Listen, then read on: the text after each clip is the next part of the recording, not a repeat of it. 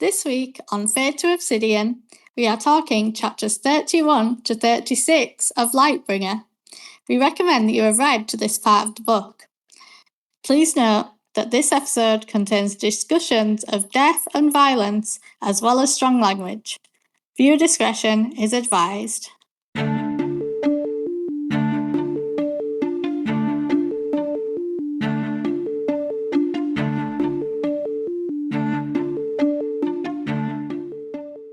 Hello, everybody. Welcome to a sick episode of Fade to Obsidian. We are joined by Badger today for our traumatic episode. As always, I am Crescent, joined by Skipper. Hello. Going out of order today. Yeah, you're all over the place. It's all good. I'm busted. So I'm gonna start. I'm drinking a hot toddy because I am mangled. Yeah. All right. So Crescent's got the hot toddy because he's like, "What do you have, Badger? What are you drinking?" Well, I'm starting with a Crown Royal apple flavored whiskey, which is actually really good. It won Worlds one year, didn't it? And then I went with the Bold Rock on top of that to make the nice. Bold Rock a little bit drier because I like a dry cider. So I'm going to start with that, and then I'm going to go Woodford Reserve Double Oak. Look at you go. After.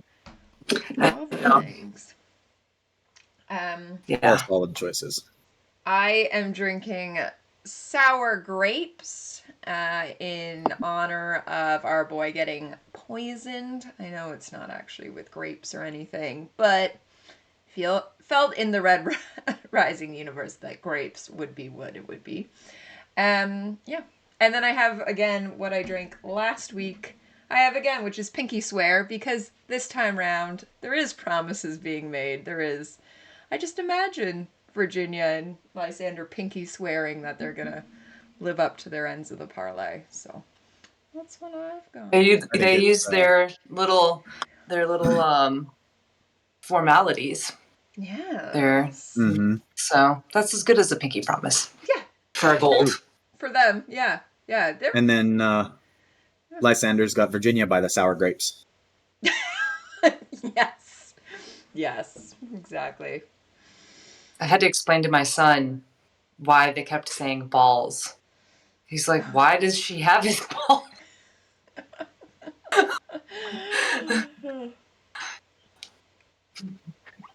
Oh, children. 7-year-olds are awesome. The nuances of things. It's fantastic. That's hilarious. Well, before we jump in today, I want to bring up something that was very decisive in the den this week. Whole fight broke out on Monday about it. And I know the two of you, Crescent and I are aligned, but Crescent is way stronger in opinion, as he always is. And Badger, you sit on the other side. And this is... I do sit on the correct side. We are going to name... That's false. Daddyomedes daddy. Does he become Daddyomedes or Daddymedes? Is there an O involved in this? It's not Daddyomedes, it's Daddyomedes.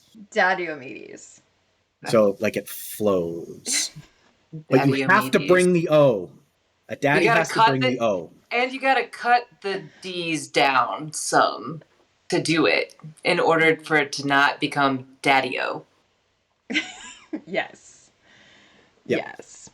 Yeah, it's not Daddy-O-Medes.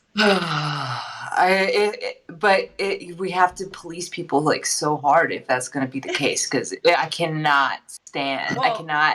It cannot become Daddy-O. Like can't do that to Daddyomedes. I'm going to bring up for half a second. We do have Bond pronunciation, and you guys, I'm going to try and play this through the soundboard. So let's see. The word we're looking for is Daddyomedes. Daddymedes, where you drop the jaw significantly. which probably You're opening the is jaw to get the O.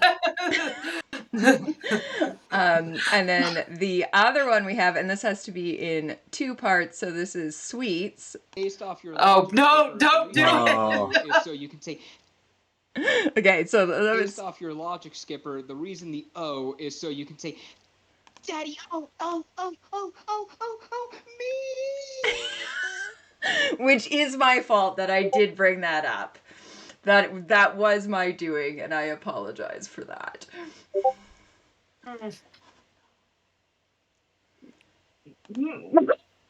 Thanks, I hate it.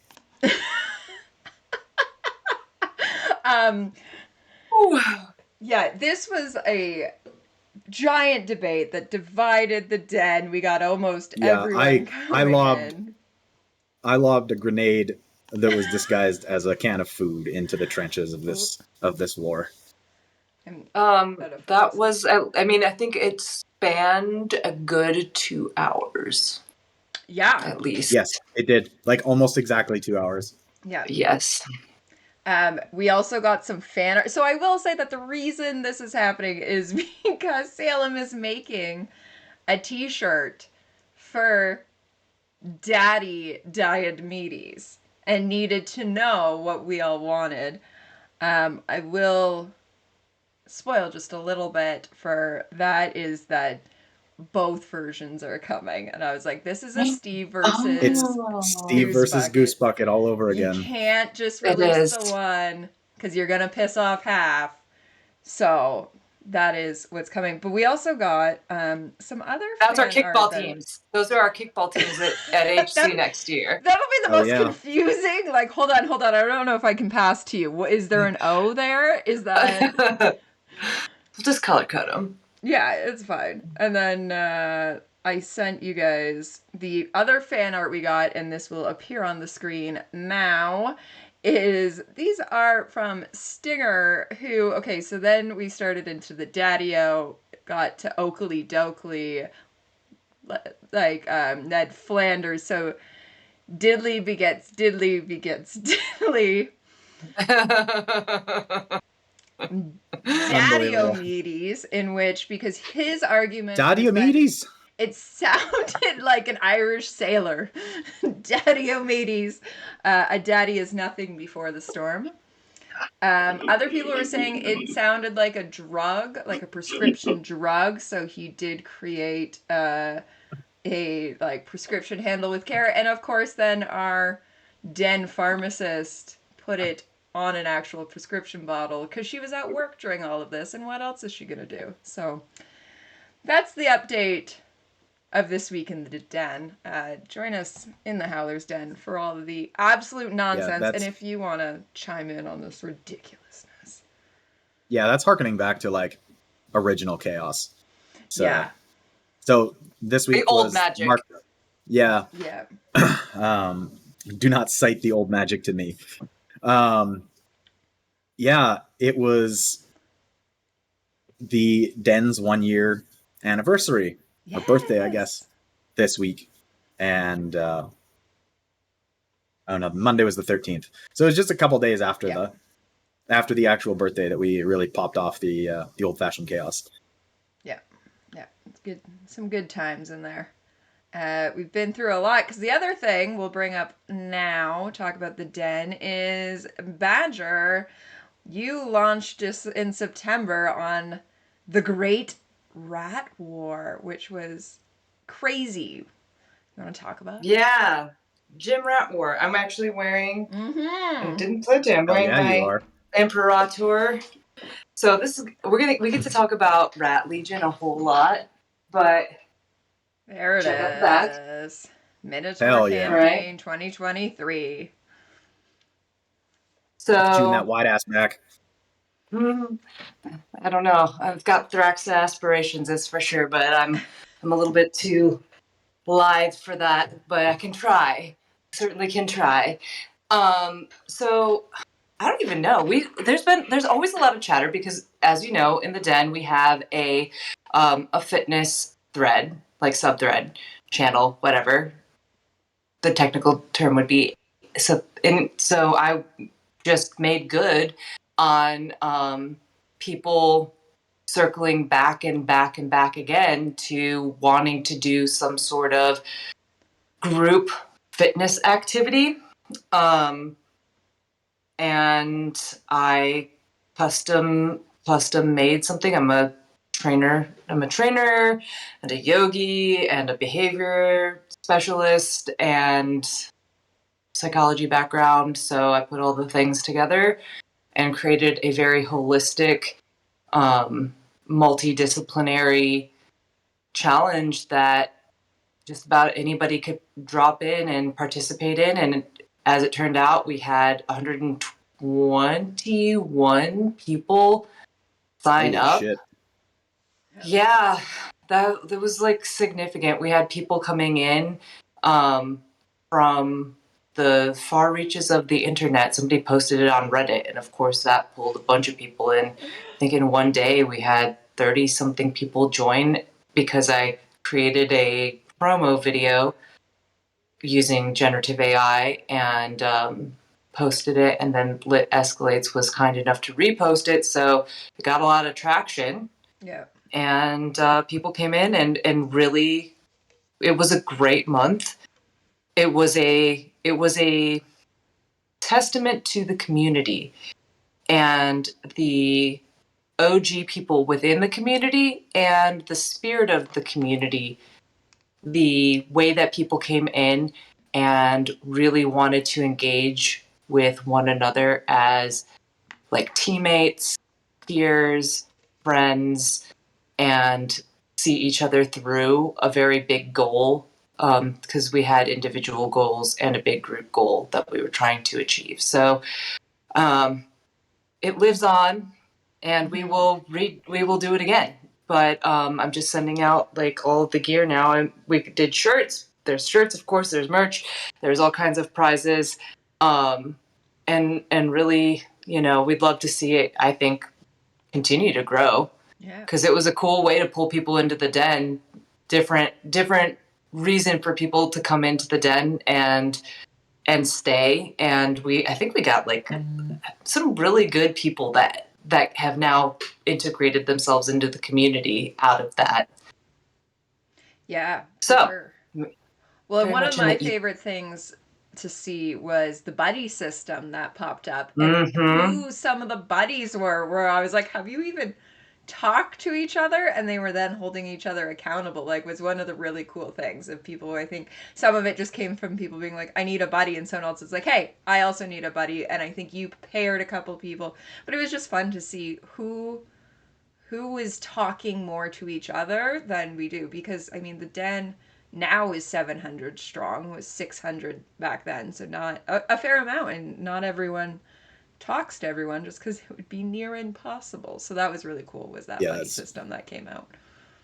Yeah, I would love to do it again and make it even more inclusive. Like there's more ways always. So, I want to shout out Light, who took some of the structure of the Gym Rat War and is now doing a version of that for writers, like a challenge for writers that runs concurrent with NaNoWriMo.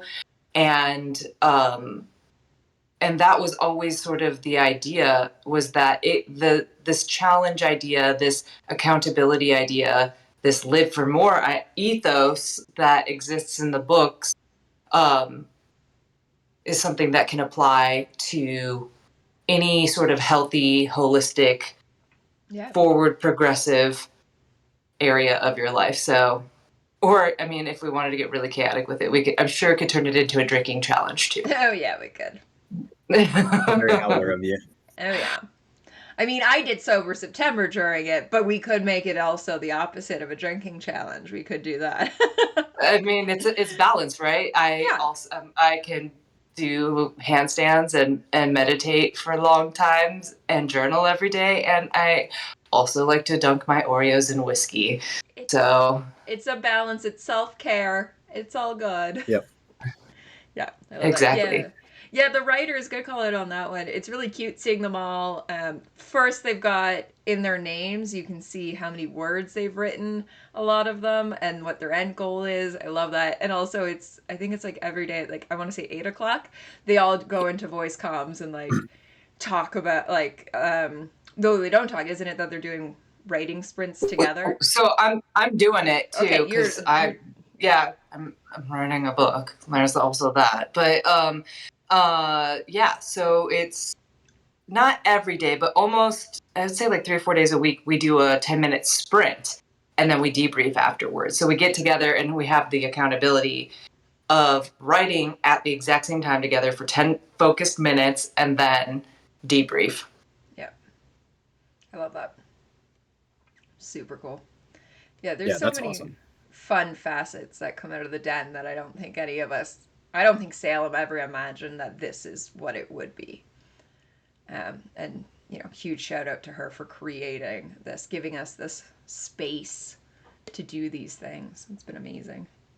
It's like a whole Life-changing. world. Yep, Yeah. it's a whole world. It's a whole community. Like, y'all are all very, you live in my phone and you live in my phone, but we're besties, IRL. And the whole den is like a world, and each of the different threads are like shops that you go into, and sometimes you go into the shop more frequently than others, and then look at who's there. These people live in this little shop. Yeah. I never go into that shop over there, but hey, there's a whole other group of people that does. Yeah. It's very interesting. Yeah. Yeah. It's pretty hilarious Yeah, there's to see. there's basically no part of the den that doesn't get heavy use. Yeah. Because we have this discussion as Pegasus Legion whenever someone's like, can we have a new channel? It's often a like, okay, if we're giving a new channel, is there one that can go away? And no, because even like now in basically the winter, EO's Garden, which is for gardening, still is getting used, even though like most people aren't actually gardening. Like there is no point that I think goes ever like more than a week without use. I looked the other day because somebody was like, "Oh, sometimes people don't know context, like lose the context, and they get like low key upset, like, and then they need to have somebody come in and explain the context." And I was like, "Hello, just in comms alone, there's 400,000 messages. Yeah. 400,000 only that messages." few? I know. I thought that there would be more. It's 400,000. Oh my god. That's we're gonna have to wild. keep an eye on that, because so that puts us at, if we keep on growing and that we stay at the same or increase usage, somewhere around second anniversary, we should be at 1 million, somewhere around there. Damn, Whoever in one writes the channel. 1,000,000th comment, what are they getting? What are they getting? Personalized I don't know. bottle lick. All right. Someone, I don't know how we're ever going to remember to track that. We'll have to. Once we come up get with some close, somebody's system. gonna have to eagle eye it. Yeah, we'll just sit around watching. That's so funny. I feel like that's gonna be a skipper job. It's always my job to sit and randomly. It'll be a Merlot job. You're just That's always such here. a Merlot job. Can't we Love Orion it? Surely we can automate that, right? Like, can't we get a bot to do that? Let me ask That's Enigma. a good possibility. I bet you Enigma would be on top of that. Enigma is all of our tech in the. He's the greenest of greens. He's the green. Pusher may also know if Enigma does not know. All right. I'm trying to figure out how many O's are in 1,000,000. I don't know why I didn't just say 1M, but there's my note. I love it. 6 zeros. Yeah, I just had to put I figured it out. I know math, maybe. Yeah. Today is a momentous day. Everybody put this shit on your calendars. That I know math? Yeah. Yep. Yeah. Yeah. Well, on that note, shall we jump into what's brought us all to the den. Some Red Rising, some Lightbringer, some reading. I don't know. I don't know if that fits the whole vibe of the podcast. We can do it We again. try it out. Do something Yep. else. Let's give it a shot. We'll see how it goes. Yeah. I'm already one drink in. Let's go. It's fine. Yeah. I'm done my hot toddy. I'm now on straight scotch. There you go. That's the spirit.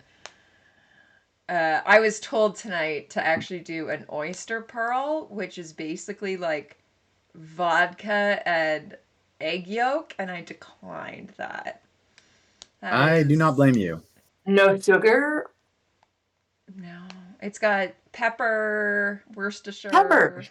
Worcestershire. Oh, You're supposed to put like savory. you're supposed to put like Tabasco sauce, and I was like, no, none of this sounds good. It is the bad influence of Words and Whiskey were trying to convince me into this, and it's a no. Were they digging through like esoteric 50s drinks? Like what was going on with them? I don't know. I was like, what am I supposed to drink? And Crossland's like, oyster pearl. Oyster pearl. And I was like, we're not talking. We haven't talked about pearl clubs in some time. Yeah, that. I don't know if there's any reference left to a pearl club in Lightbringer. If there is, there's be one in chapter 3. And that's it. That's it. And chapter 10. Oh yeah, because 10 or 11. Crescent might have been looking up the pearl clubs for some other things that might be coming down the pipeline. Yep, there's definitely no merch related. No, nope. Nothing. Not at all. Nope. Now we're doing a lingerie line. Can you imagine? Oh my god. I mean, we do have Rose Garden sweatpants. Why not? Mine are in the mail. That's the lingerie for men. So I guess we need ladies' lingerie too. Mm-hmm. Yeah, I finally ponied up and ordered some more den merch, and Rose Garden sweats is on it. Nice. I'm waiting for Black Friday. So we'll do it. Let's procrastinate even longer. For Black Friday, this is coming out the Wednesday before Black Friday, the Cyber Monday. HowlerHollow.net will have a Black Friday promotion sale. I'm in retail. Sale. I know what these words are.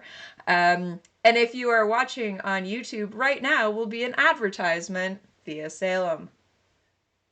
If you're not watching on YouTube, you just get to hear my voice telling you that there will be a sale on Black Friday.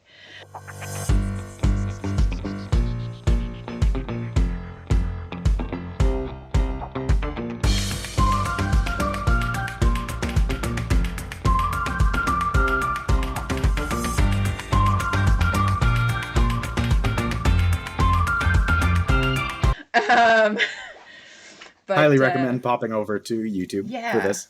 Yeah. First of all, helps us. Second of all, you get to see the ad. You get to see the ad, which is all of the cool Bone Rider merch. There's some other Darkstar Conservatory. Yeah. I love that one.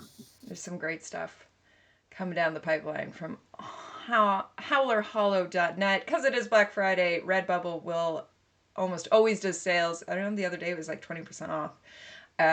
So go get our merch. I'm wearing the I'm Here for Not Relationships But Spaceships shirt from our Redbubble account. Yeah. And I am wearing You're nothing all of ours. Escalates. You're all, which No. They've got. Oh, you got. Look at you. I've got Slink's Pegasus Legion shirt. Yeah. I've got the Howler Pegasus Legion jacket, and then I've got my gold hat. There you go. I have Slink's Rat Legion pin. Yes, because we will not be leaving this podcast without talking about Rat Legion. Oh, as we get to. We promise. We promise. She says, wearing a rat skull pendant. Yes. Oh my god. I can't wait. I love it. We love Rat Legion. Well, Pierce. At some point, or Pierce's handlers, make sure the man sees this. We need more Rat Legion. We need more Rat Legion lore And we need I would- a whole book of Rat Legion. Yeah. I would kill for like a novella of the Rat War. Yeah. Oof. Yeah, that'd be good. Yeah. And I'm going to say it again when we talk about it later. Well, let's jump in now because we can actually talk. I mean, we're doing 31 to 36. We are extending a little bit. We get that extra chapter in this chunk because I won against the Patreon. I do have the you're welcome, veto Patreon. power. I have the veto power if I really want. So we threw 36 in there. But we can talk.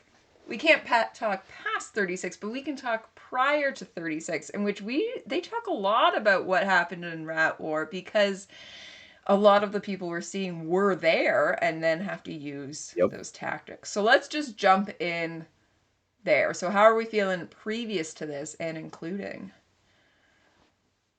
Let's go in with the Rat War. We're going to use the Rat War as a place, Rat Legion as a place, as a jump off point. Let's do it. Yeah. That's what you're most excited for, so let's do it. Oh my god. I'm so excited. Let's roll back to like chapter 27 or 26 when we get to actually learn the Rat War. Yeah. Learn some tactics. Right. Oh, are you talking about with the obsidians? Talking with Valdir. Okay, we had a reference. We had a reference to it even before. Do you remember the reference when Atlas is at is it when he's wearing the blue wig and he's watching the play and he was like, I was there for the Rat War, blah. Right? Like it even makes Atlas shudder. Yeah. Right? Yeah. Like we get that means it's BAD not good. Right. And then we have I heard you guys talking about this with Hurricane. It was great. I think that episode was really, really well done. The tactics of going in and creating psychological trauma. The obsidians. Oh god. Yeah. Yeah. But I think something that's really interesting about the Rat War that we keep getting alluded to, it's not the gold. No. Yeah. Over and over and over again. This is the terrain for all the other colors to excel. Yeah. To really show different tactics that work just unilaterally to create the biggest roadblocks, biggest sieges, biggest bloodbaths, most amount of psychological damage. Just phenomenal lore. The writing, like this one facet of the second part of this trilogy, I guess this tetralogy is whatever. Whatever the word quadrilogy, saga, quadrilogy, whatever it is. Yeah. Maybe I should commit that to memory sometime to sound smart. But anyways, I have. Knowing every term for it, I think, sounds smarter than knowing one term for it. Yeah. Okay, there we go. So, or just pretending like you know and faking it till you make it. But anyways, coolest writing device possibly in the entire series. Maybe that's what I'm trying to get at. Yeah. How, like, he has created for us this immersive, layered, deeply and profoundly impactful experience of knowing that something happened off page. Yeah. That we just, like, honed in on, and so many people just cannot get enough of it. I love that. It's so cool. What an amazing accomplishment as a writer, in my opinion. Yeah, to have something that's like, it's such a small amount of page time, but people are just like, yeah, give me more. Yeah. I need all of it. Yeah. Like, all of the badasses of on both sides are like the Rat War. It is the boogeyman of the first part of the war against the society. Big time. Like, Okay, yeah, they dropped all the nukes on Luna. Okay, great. Oh yeah, all of these things happened to free these people here on Mercury. Okay, great. Okay, Atlas is over here impaling people. Nobody gives a shit, but they do give a shit about the rat war. Yeah, it's the shiver-inducing nightmare fuel for the hardest killers in the system. Yeah. And what did Virginia say? She says, like, some of the most hardened generals from the rat war got special dispensation to basically come up here and kick your ass. Lysander. It was basically she tells Lysander that Rat Legion's on Phobos, and he goes, no, Rat Legion's on Mercury. And she basically tells him, no, Rat Legion's here, and it's the baddest motherfuckers, the ones that earned their release, earned their time off from the front, and they want your head. Of which, like, that is... Holly is one, is she not? Holly fought in the rat war, right? Oh, yeah. Yep. And then we've got Valdir. Didn't Screw right? Screw. Yep. Did Thraxa? You have to imagine. I would assume. Because she lost limbs somehow. Yeah. Who's missing limbs? Let's just... Everyone. Yeah. At one point or another. Usually a hand. My den persona of Badger is a gray. Yeah. Out of reverence for the rat war and the greys that fought in the rat war alongside of all of the other...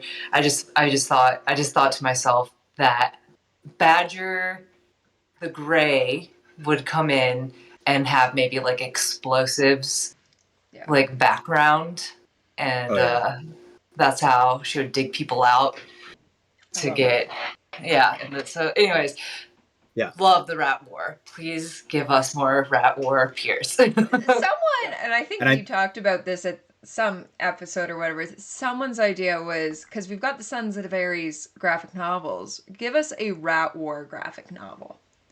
Right? Like anything. Anything, novella, honestly. but like a rat war graphic novel would, I feel like, lend itself really well. Though would be a little... There'd be a lot of blood. Gory.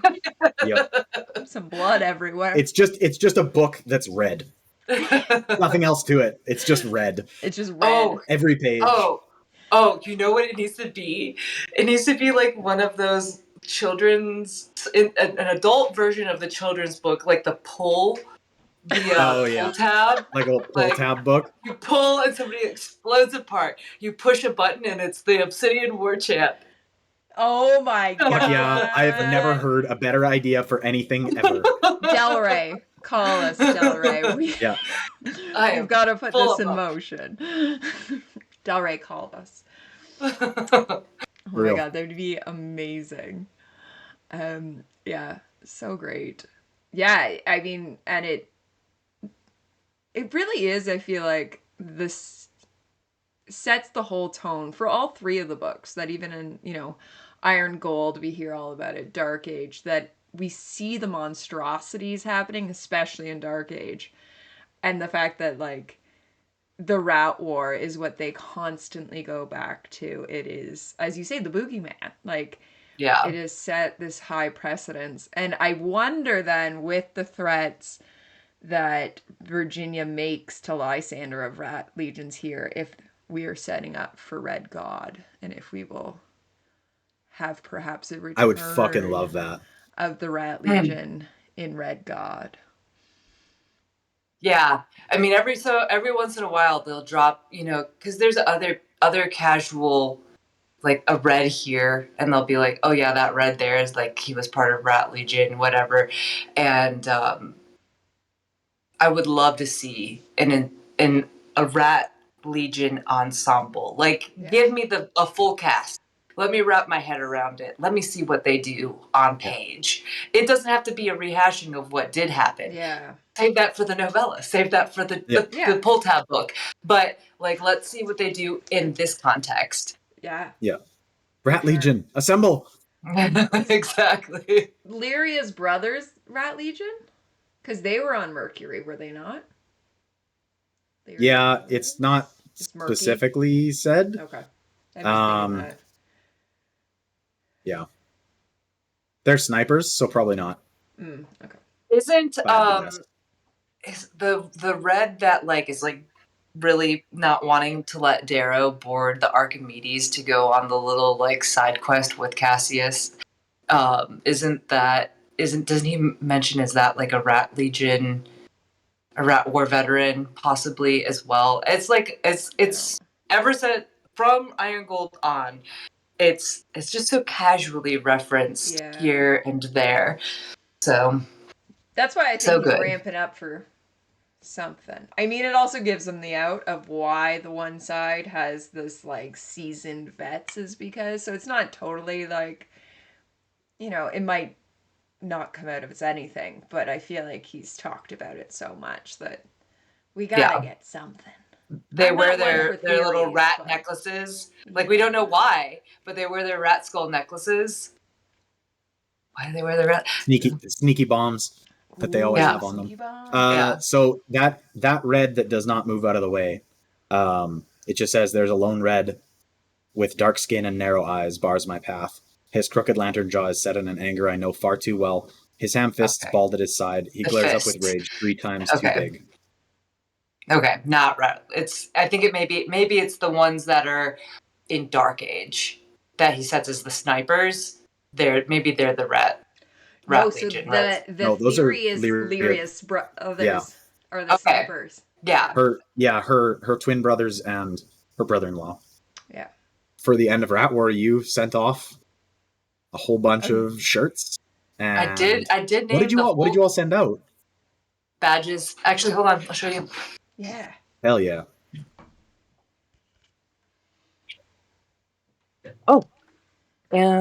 Here it is. So only the people who won the top placements in Gym Rat War got the red, like I'm wearing. And I'm Imperator. We had 2 Legatus's and Legatai and 1 Praetor. And they all got red shirts. And then everybody else got a gray shirt.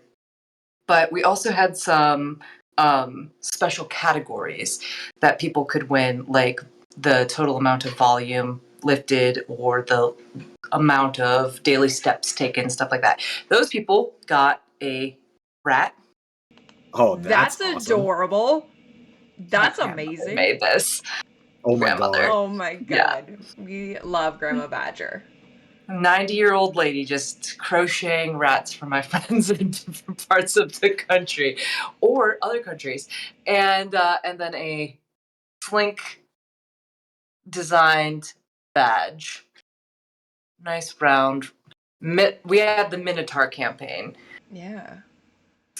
Sweets and I came up with Sweets is the idea factory when it comes to Red Rising related themed stuff. Yep. And Sweets came up with some themed ideas. We already know what the second Gym Rat War is going to be, by the way, like the theme of it. This one was the Minotaur campaign. We took down the Minotaur. The next one, can't tell you.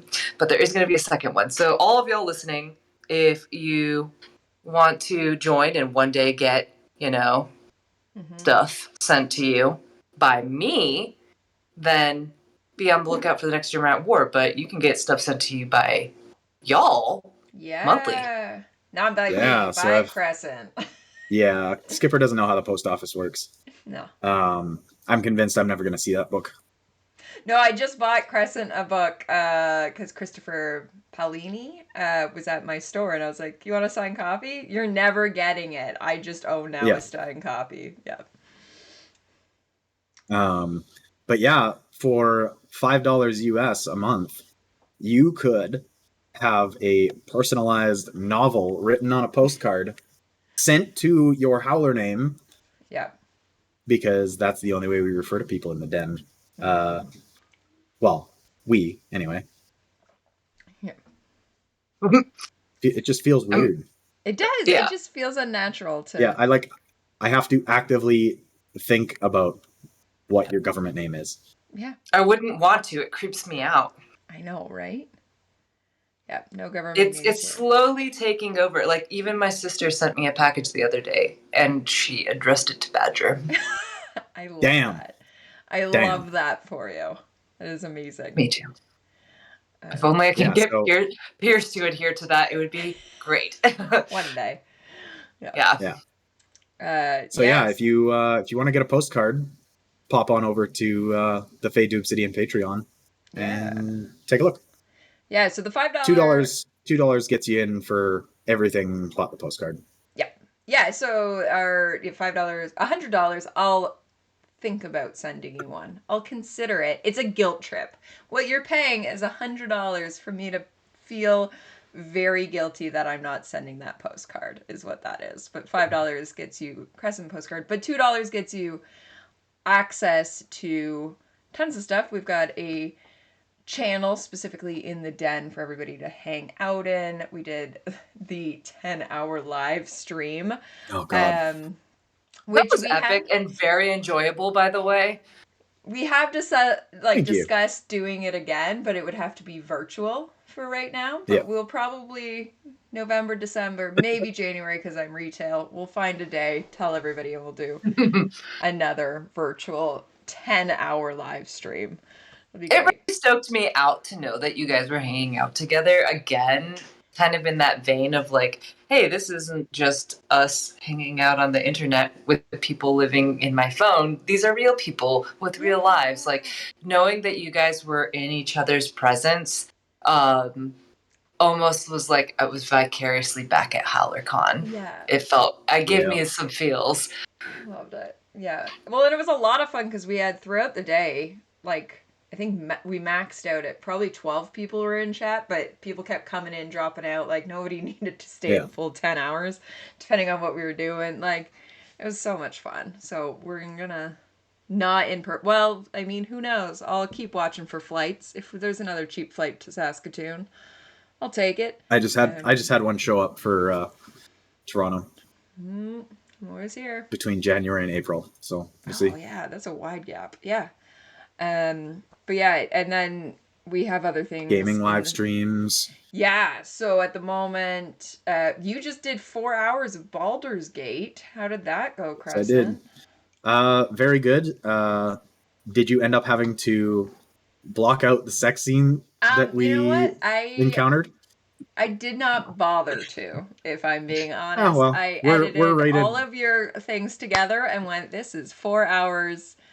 I don't care about the sex scene. So there is a sex scene somewhere in there. It's a video game. YouTube, it's not going to flag it. Yeah. It'll be fine. It was much more involved than I was expecting, than any of the other ones that I had seen. Nice. So I'm just sitting there with like 3 people or 4 people in chat. I'm just like, this is not entirely what I expected. It did not fade to Obsidian. Yeah. It did not fade. Oh, that's so good. I'm so sorry. It wasn't that bad. We were having a giggle about it. That is so good. Oh my gosh. Tell me, can you give me the hook? Like, what's the one-liner on Baldur's Gate? Because Comms 2 is basically Baldur's Gate light. It's D&D, but in a video game. Okay. Yeah, you can pretty much do whatever you want. Okay. Yeah, because in whatever way you can think of. People are obsessed. Yeah, it's really good. Okay.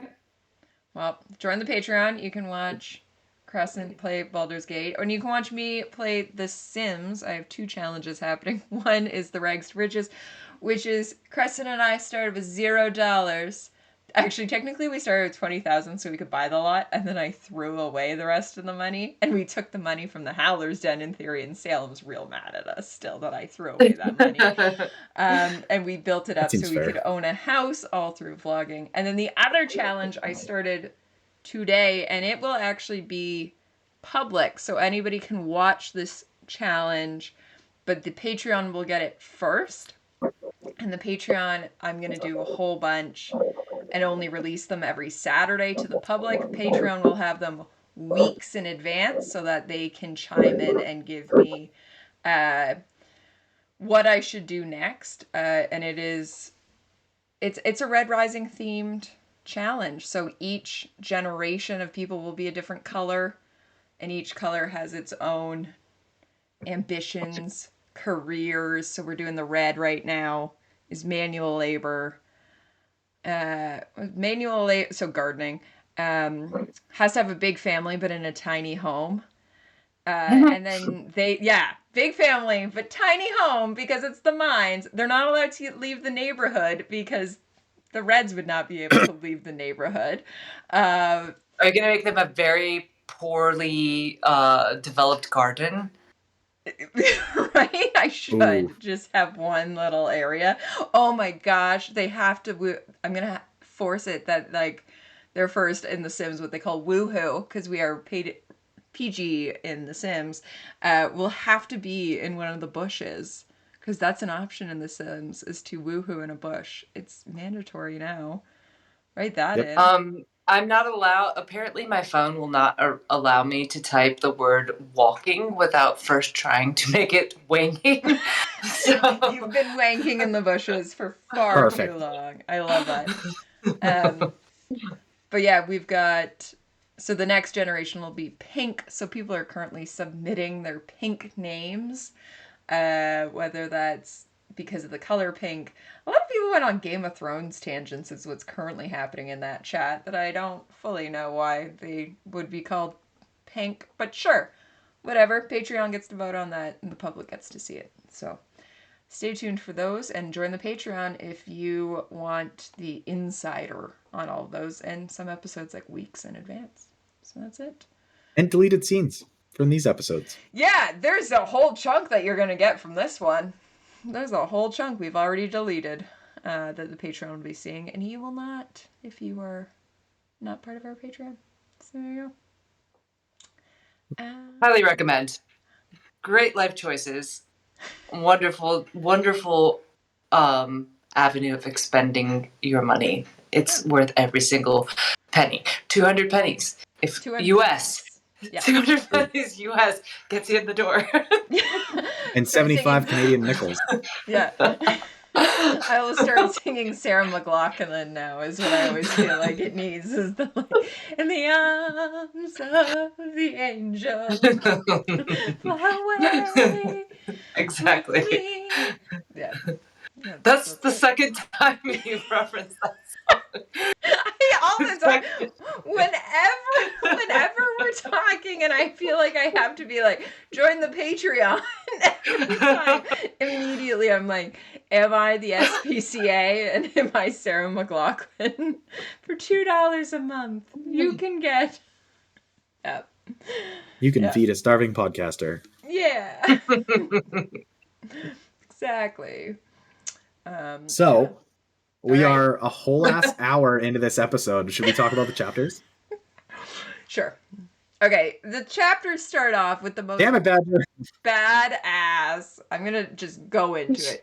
It's the most badass scene because we ended last one with the standing on Ajax's body, holding his head, just howling. And this is the scene we get kind of... It actually starts with Virginia, like, checking on everybody, kind of. But I just... The one thing that I take from that chapter is Victor walking in and saying the rest of him couldn't make it. Which I think is the last line of the whole thing. That it's just like, the rest of him couldn't make it as she throws Ajax's head.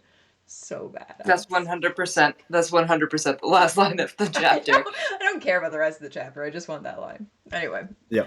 What else? It's a very short chapter. Yeah. It is. It's another three pager. I think Hurricane mentioned that one of the chapters in her section was 3 pages. Yeah. This one is also 3 pages. Something that I wrote down my first read was the call out that she makes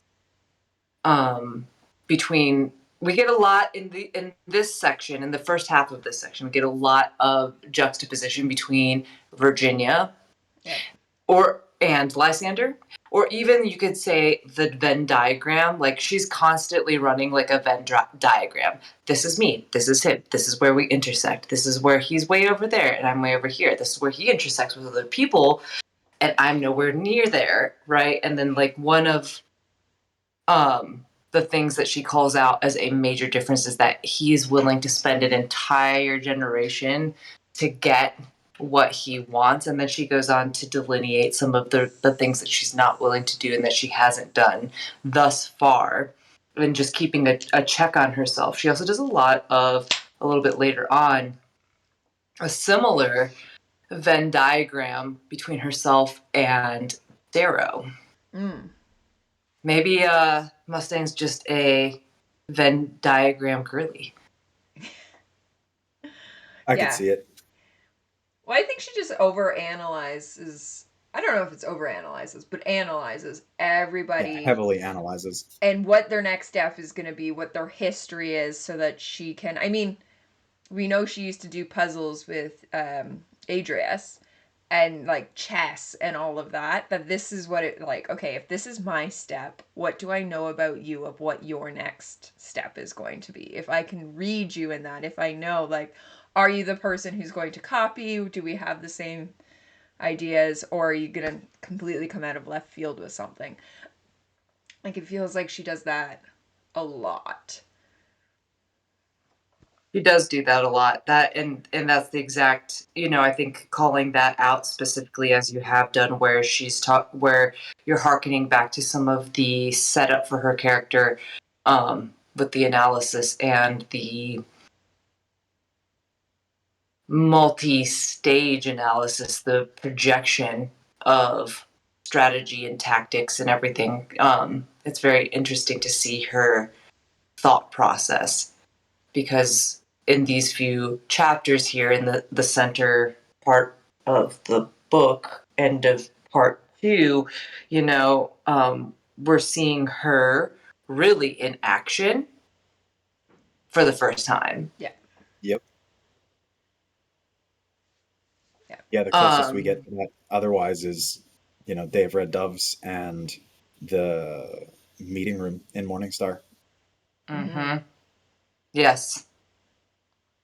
And or a little bit of her escaping from Lilith and the Jackal. Yep. Oh yes, yeah. But not as a tactician, not as a strategist. That's like survival. Exactly. Good call.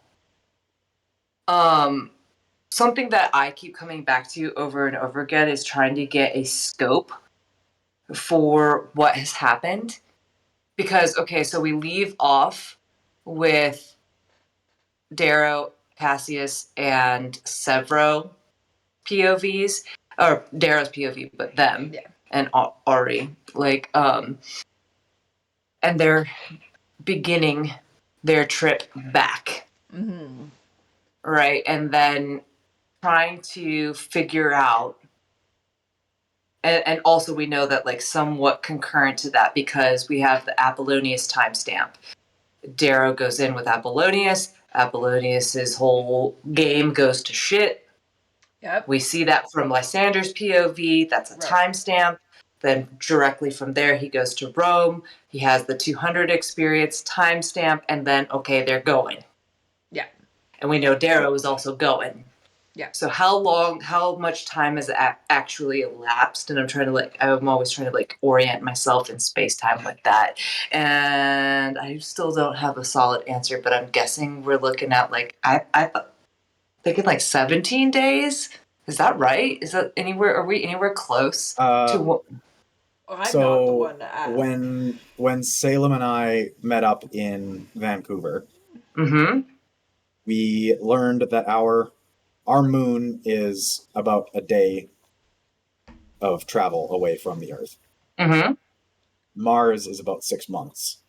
Is it? At our current, though, I would assume in the year 3000. I know they're fast. I know they're faster than that. I think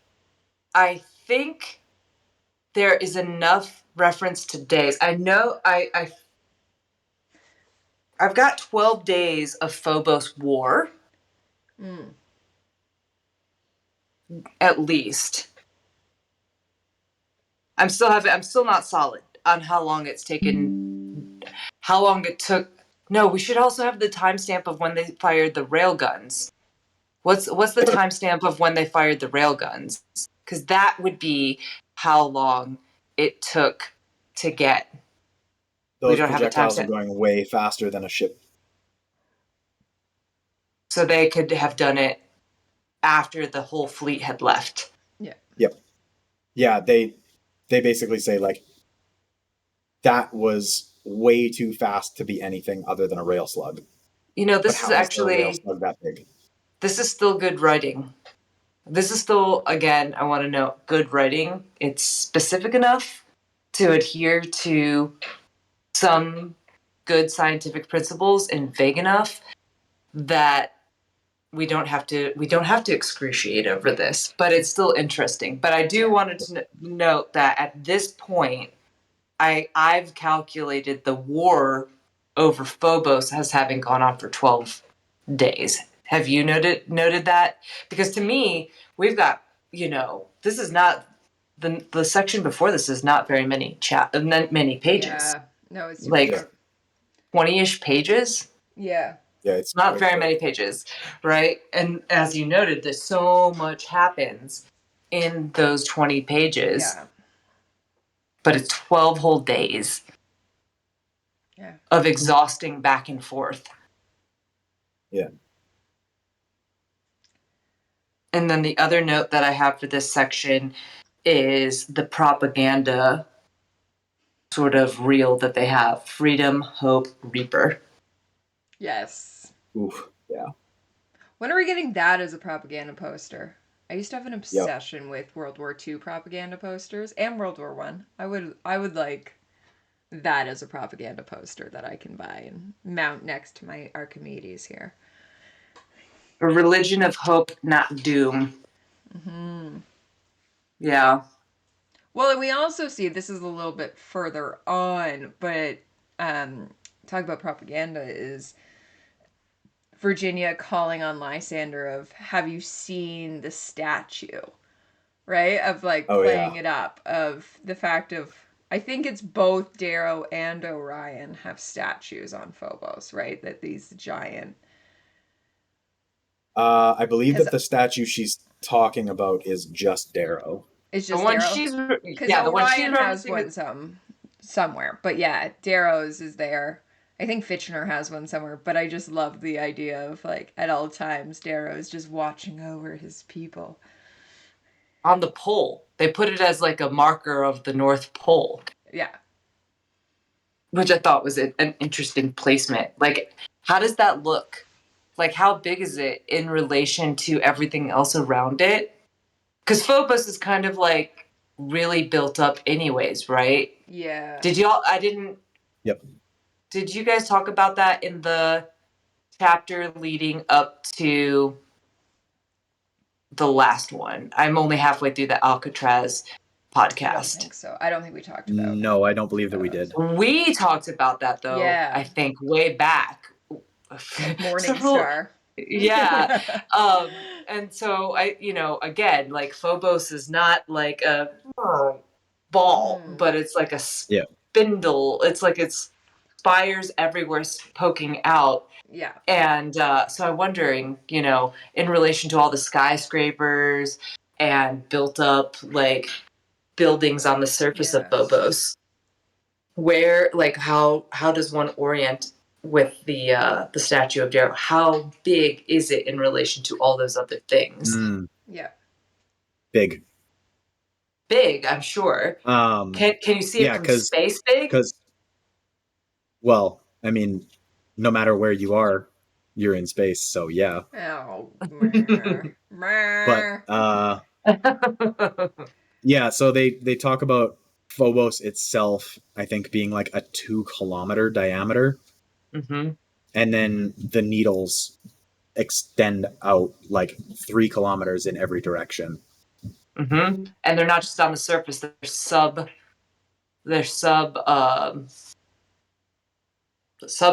go down. Subterranean. They basically go all the way through.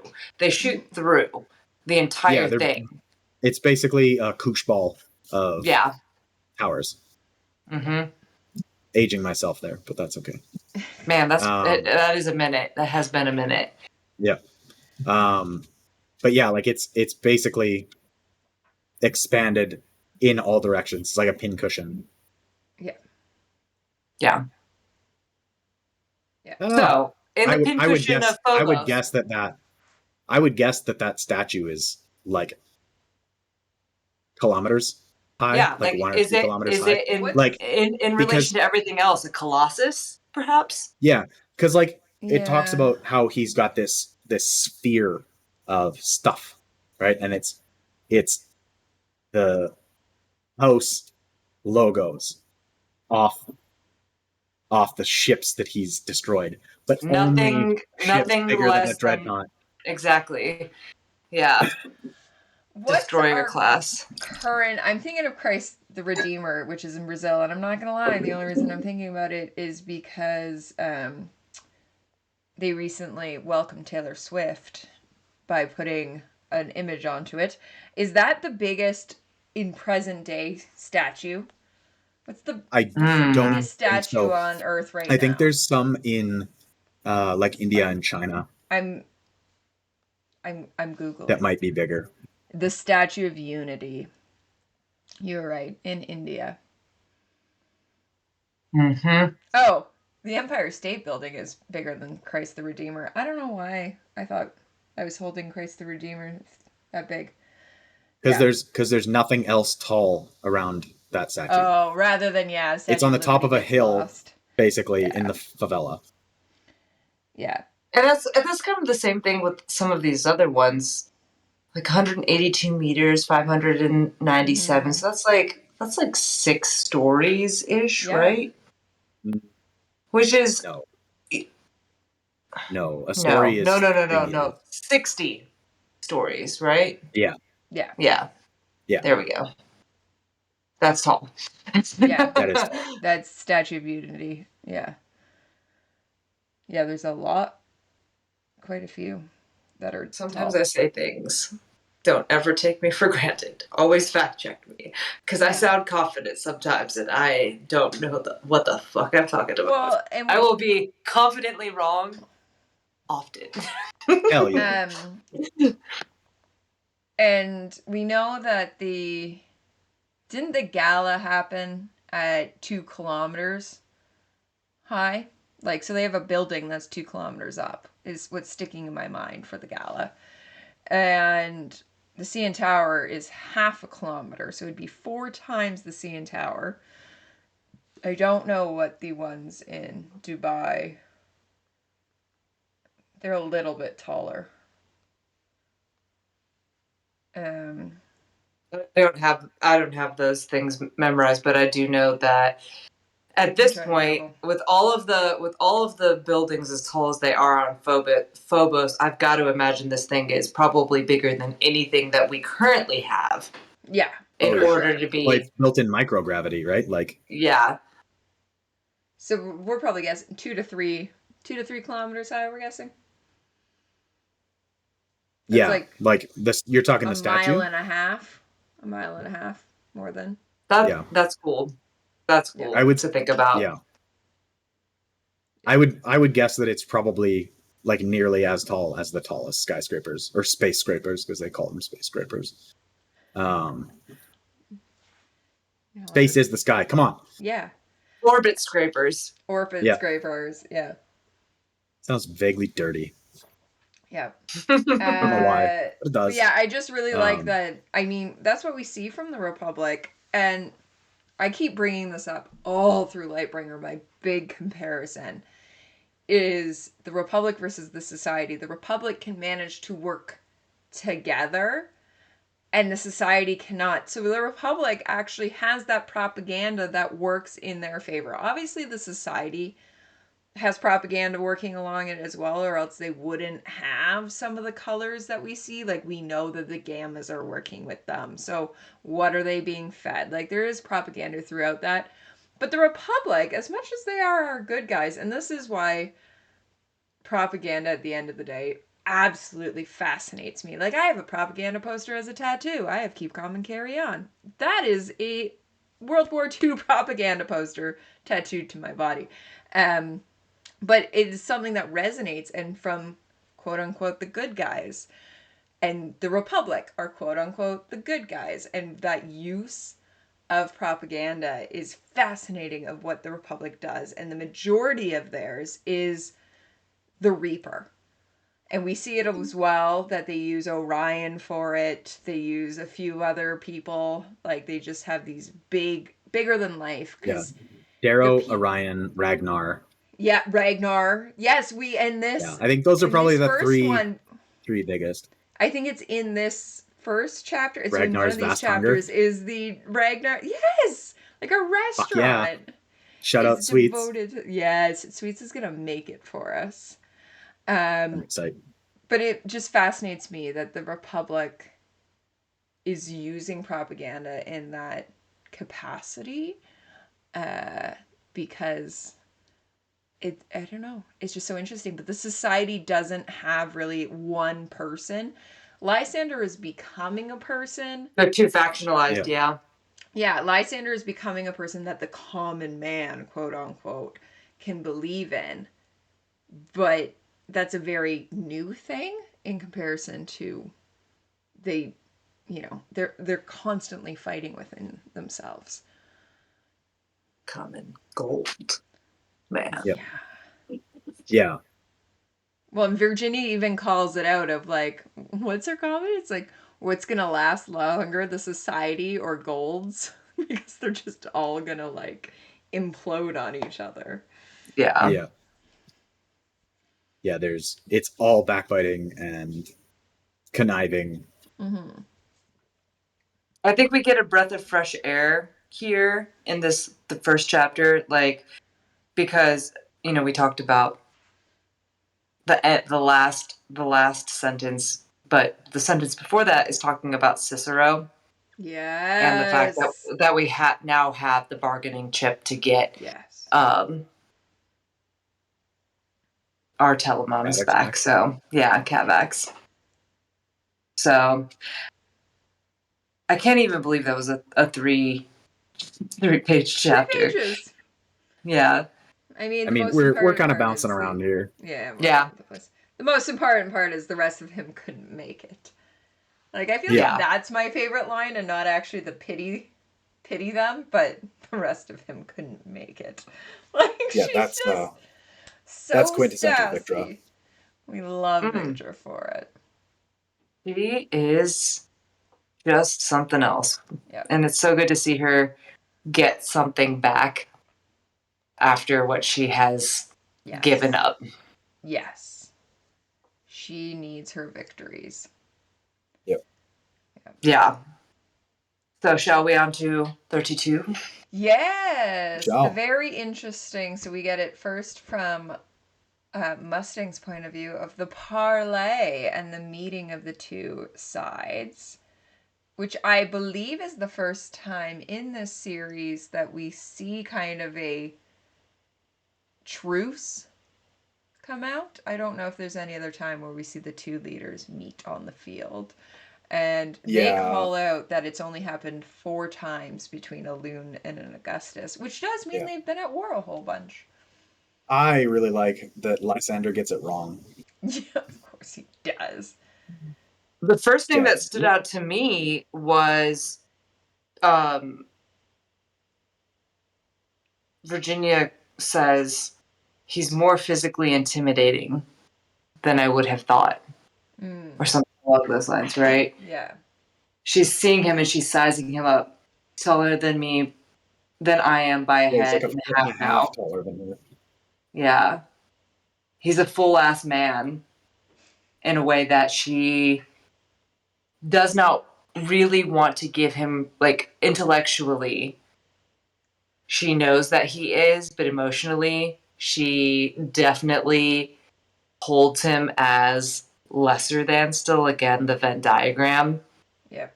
Yeah, he's still the boy that would lose to her at chess. Right. But also she fully knows that he is now grown enough to manipulate that against her and to try to manipulate her. So this whole exchange felt really loaded, really dicey to me. He is also so very clearly has mommy issues. Oh, yes. Yep. Boy, oh boy. Yeah. I hate to think what would ensue were she to be captured. Like, that's all I have to say about that. Smarmy and not okay. So I thought that in the den, Dive did a great going part by part in this, and kind of called out ton of amazing views. I think I don't have it. I should have pulled that up, but I haven't exactly pulled it up. But let me see if I have it all in my notes. The part where she calls out his theatrics, because we talked about, all right, so talking about the part that you're referencing where they're going back and forth, okay, how many times has a Loon and an Augustus gone back and forth on the field of battle to negotiate? And that's where she works in the subtle jab, right?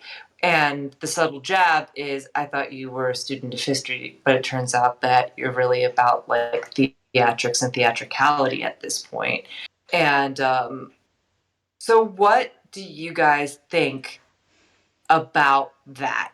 Because she gets her limited point of view about the why of Lysander's movements. She only knows what she knows. She doesn't know what we know as reader.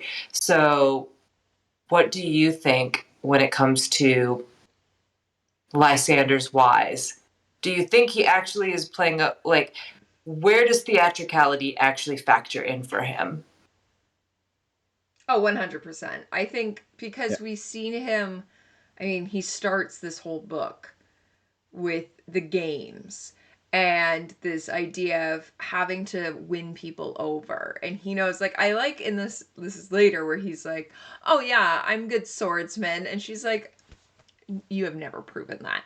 So he doesn't have enough to rely on. He has been missing for 10 years. He has to play up the theatrics so that people take him seriously. And it works, I would say 90% of the time. It works probably 50% of the time. I think most Golds can see through him, but especially Virginia knows better. She also says he likes to gamble on shock. Yeah. Which I think is interesting. So what do you think about that as a tactic for him long term? I guess we can't talk about anything moving forward, but like up until this point, he's not just doing theatricality because he's a person who likes theater and attention. He's doing it for a purpose. And would you say that it has been effective or not effective? Yeah, I would say, at least to this point, it's been very effective. Like he's gone from this total nobody coming back from the belt after 10 years to now he's leading arguably a larger portion of the society forces than Atalantia is. Yeah. Well, that's what do you think his why is at this point? Like, as we see it from his perspective, what is his why? Yeah, difficult question. I would say his why is like he thinks that it's, make the world better, make the worlds better for everyone. But I think in actuality, it's make the worlds better for gold again. I was going to say, Like- I think what he's convinced himself of versus what his actual thing is exactly what you said, Crescent. Like, he has convinced himself he's doing this for the greater good. I don't even know if he's doing it to make gold better or just his place, which, I mean, is Yeah. there because of gold. But I think he very much is in that, like, the loon should be on top. Or else he has the ability to, I mean, he's not going to back Atalantia. There is so much he reveals to so many people in this part about how he's not on Atalantia's side anymore. But in saying that, he could back Diomedes. He could back Atlas. He could back Julia Bologna. I honestly think Julia at this point would do, for gold, the best job. She seems to have the one. She's less about herself. I mean, she is a little bit, but she is more for gold than anybody else is. So I think, Oh, for Crescent, sure. you nailed it there of he believes he's doing it for the greater good. But I think he is very selfish is his why. Yeah. And more for himself. I don't even know if it's for gold, but gold at the very least. Well, and Okay. then I think too, he, like, with his theatricality and, you know, thinking that he's trying to make everything better for the common man, you know, he takes and he gives his white cloak to the Helldiver. Yeah. That's pure showmanship. Oh, Like, yeah. He manipulates. Like, Oh, the 100%. theatricality, while it serves why, and it is an interesting tactic and sometimes strategy, it's manipulative. And this brings me to my next sort of like ponderings and question, because I can't lose this opportunity when we've got Lysander on the table. But Yeah. you know, Darrow as an unreliable narrator, we see the questions of like, where are like anger? How is it? Can righteous anger like win the day?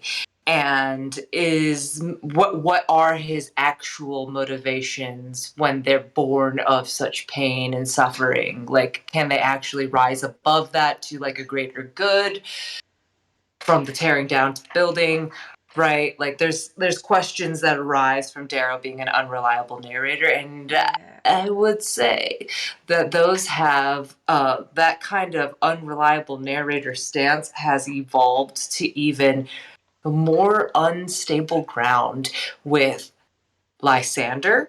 Yep. So when we're getting his POV, do you trust his POV to be comprehensive, or do you take it to be like, this is a surface layer and there's probably other things that like are below this that we are not getting? Where do you kind of fall with that?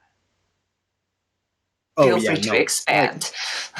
Like, there's no way his chapters are like, this is everything, right? Yeah. Like, he is so much subterfuge, politically anyway, that there is no way that he's telling the reader everything. Yeah. Like, he's so duplicitous that I would be absolutely astounded if it's just like, oh yeah, no, like, what you see is what you get. Yeah.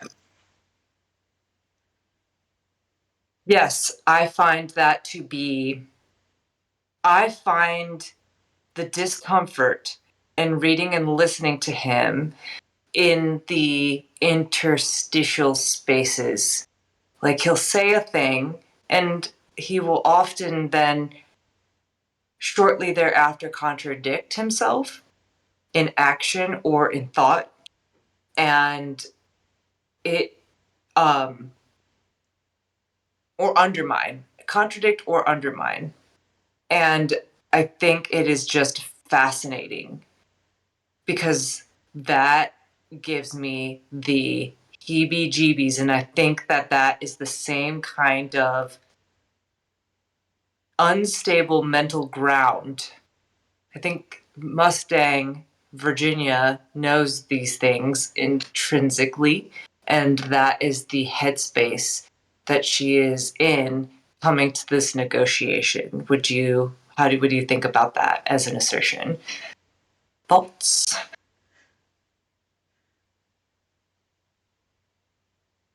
You want to take this one, Skipper? Oh my god, there's so many big words. Yeah, like, I don't know. It's so hard to read him, but I think, as you say, like, he even calls it out. Of she has known him his whole life, almost. And so because of that, and she's clearly watching from afar. I've saw your address to the 200. So she has dissected it. I bet you she has watched it 300 times. And so when she comes to talk to him, she knows what he's bringing. She knows the grandiose. She knows everything. And so, I mean, as the reader, we don't know everything, but I bet you she does. And as we're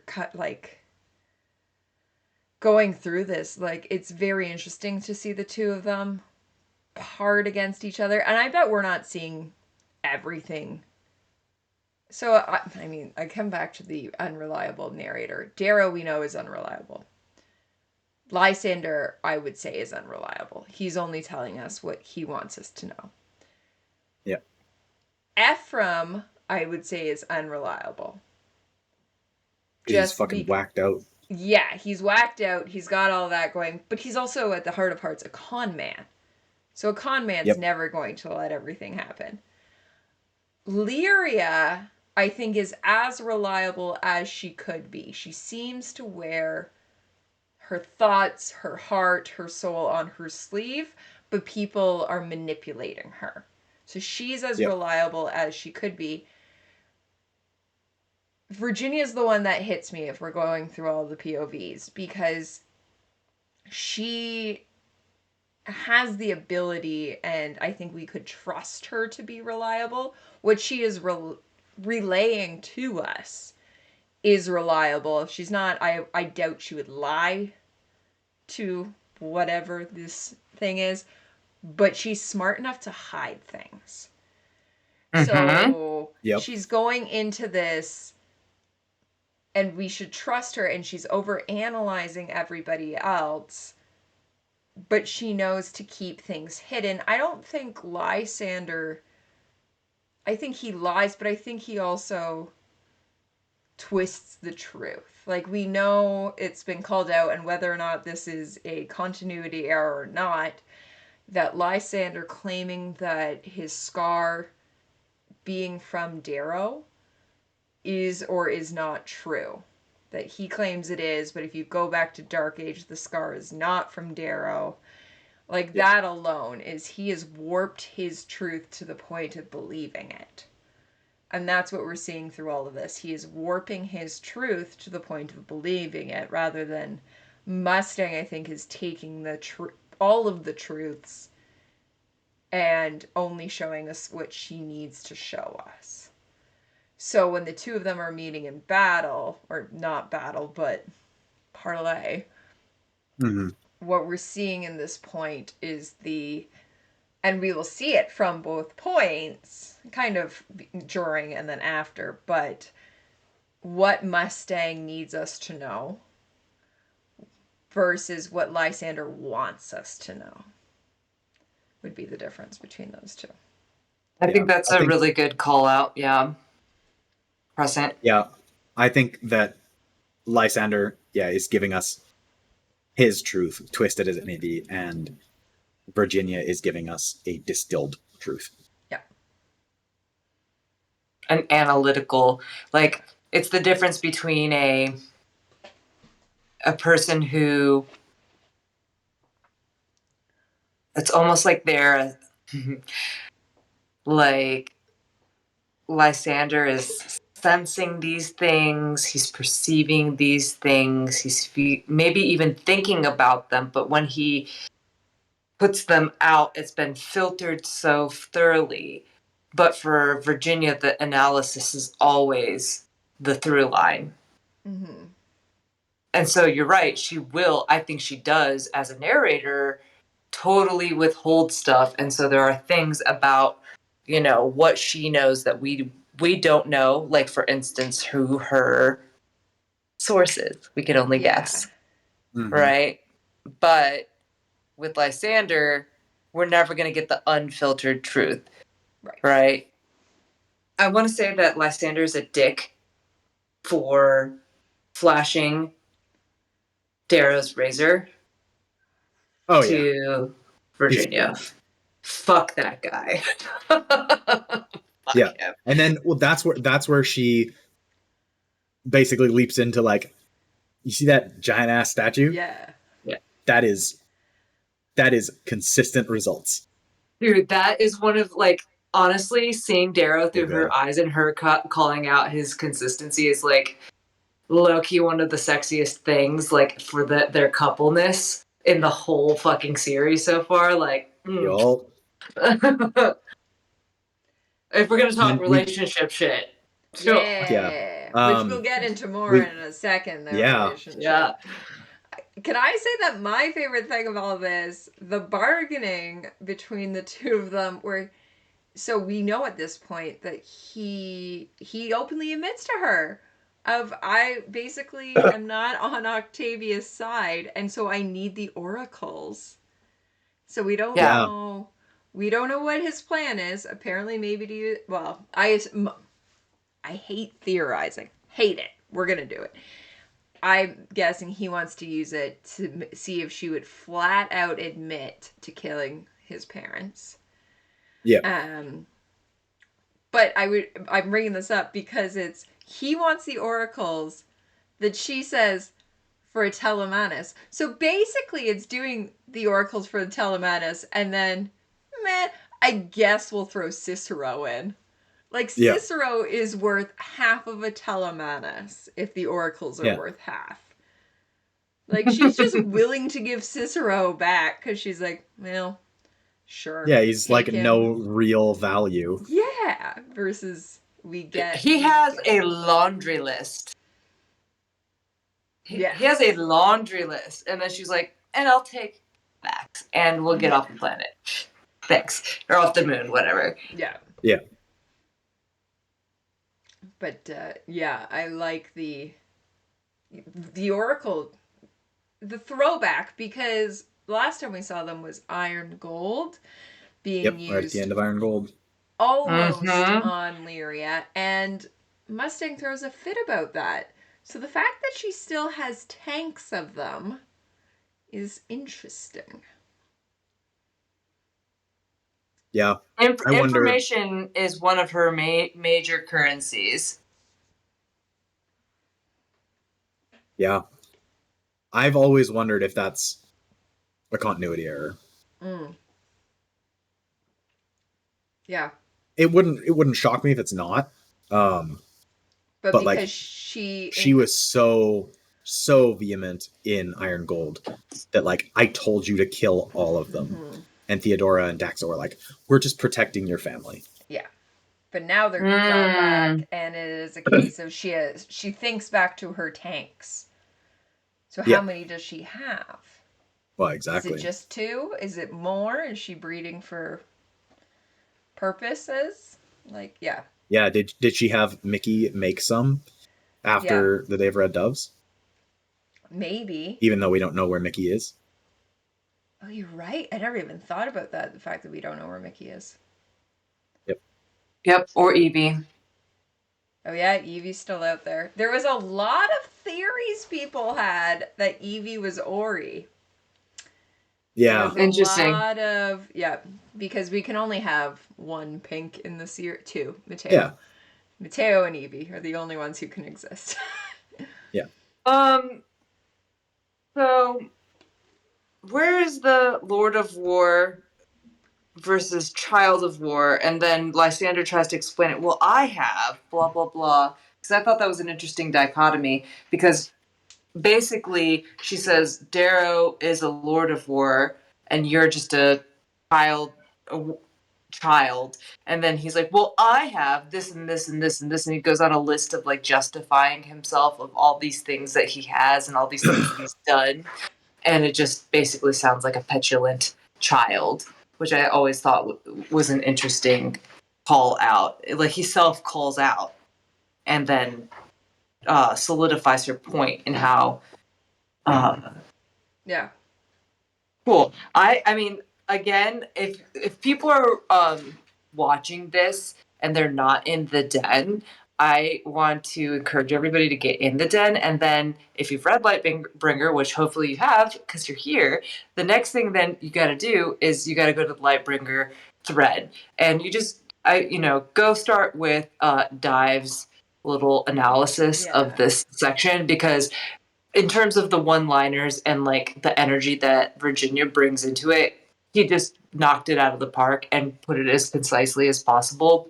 And that's the starting point for all discussions. The end, alpha and omega, shall we say, of the discussion on the one-liners and the quips and the takedowns. Because she just, nothing Jon Snowed Lysander, basically, this entire conversation. Yeah. Yep. Pretty great. So, does that mean we go on to 33? So we get Lysander's point of view coming away from it. He's feeling pretty good about himself and goes into a party on the Julii residence. Pretty mad about that one. Pretty mad about it. Not gonna lie. Yeah. Yep. Classic Lysander. Yep. Because He deals with Apollonius a has gamma. claimed it, right? Yeah. Yes, so the gamma gives him back his cloak. The gamma's talking all slow while he does it. Foreshadowing, maybe. Who knows? Won't say anything in this part. It's a different gamma than he gave his cloak to, than is giving it back. And he's going through kind of the motions of honoring all these people. Oh, is this where he's talking about the different, like, crowns and symbols of honor and stuff as well? Yeah. Yeah, like the civic crown and the grass crown and giving it to Pytha and everything. Yeah. Yeah. He is really one for some pomp and circumstance, I will say that. Yep. I thought it was... I always find the throwbacks to anything, historical Roman culture very interesting.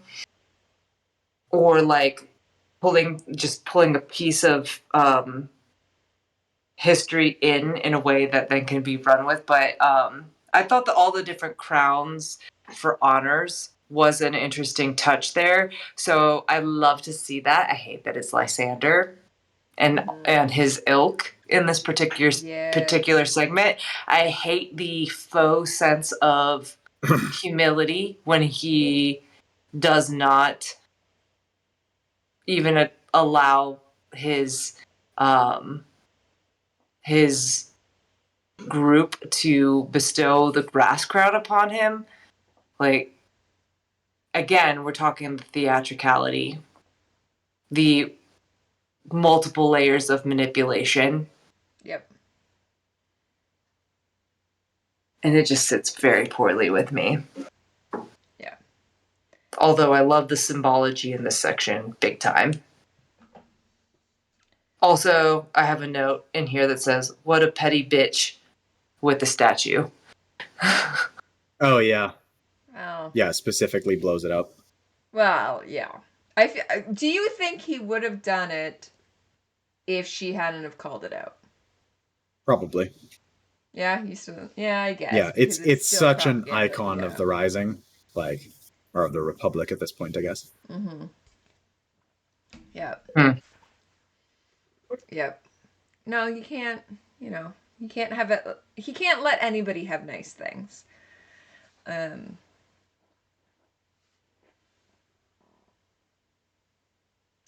So the next parts that jump out at me is when he's talking to Julia. Yeah, this is like, I take so few notes. I have 3 notes walking into this because one I made on here.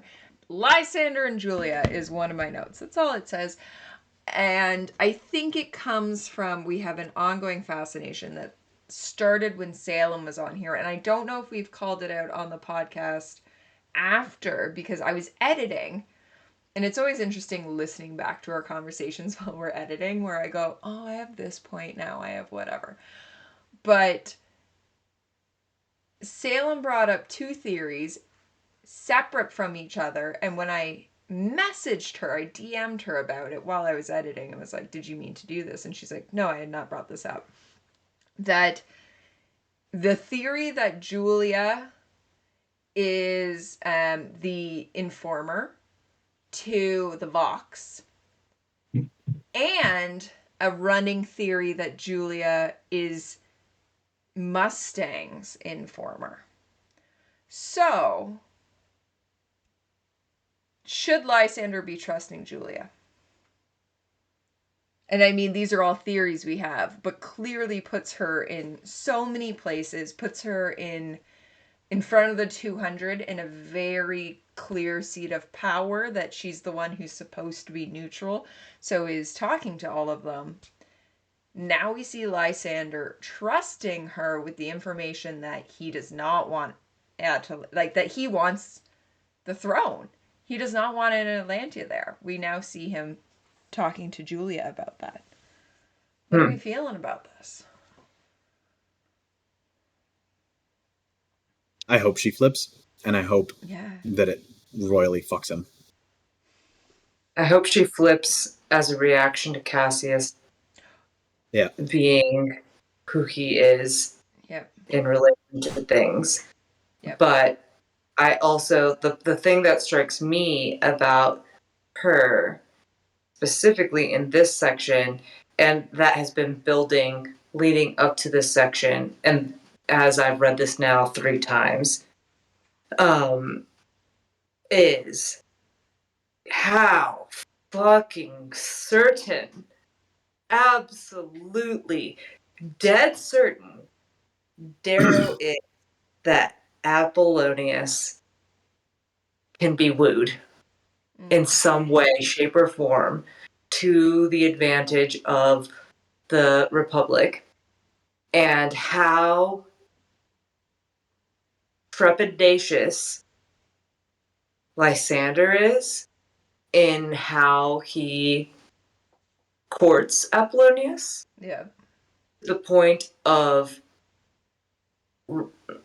slighting someone like Julia, and then that in this section particularly is reinforced to me as they're the two of them watching Apollonius interact with these other people, like he is other to them.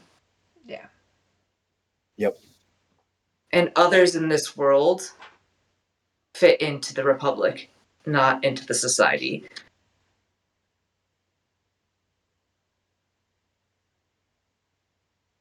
That's just my thoughts. Yeah. Would I love to have Apollonius? Not on the side Okay, of the Pop Top.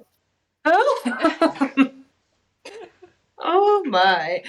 That's a whole nother conversation for a completely different venue. Yeah, that was a conversation that I think we had in Iron Gold. Mm-hmm. And he shows up all... And my favorite thing is he continues to get called out as...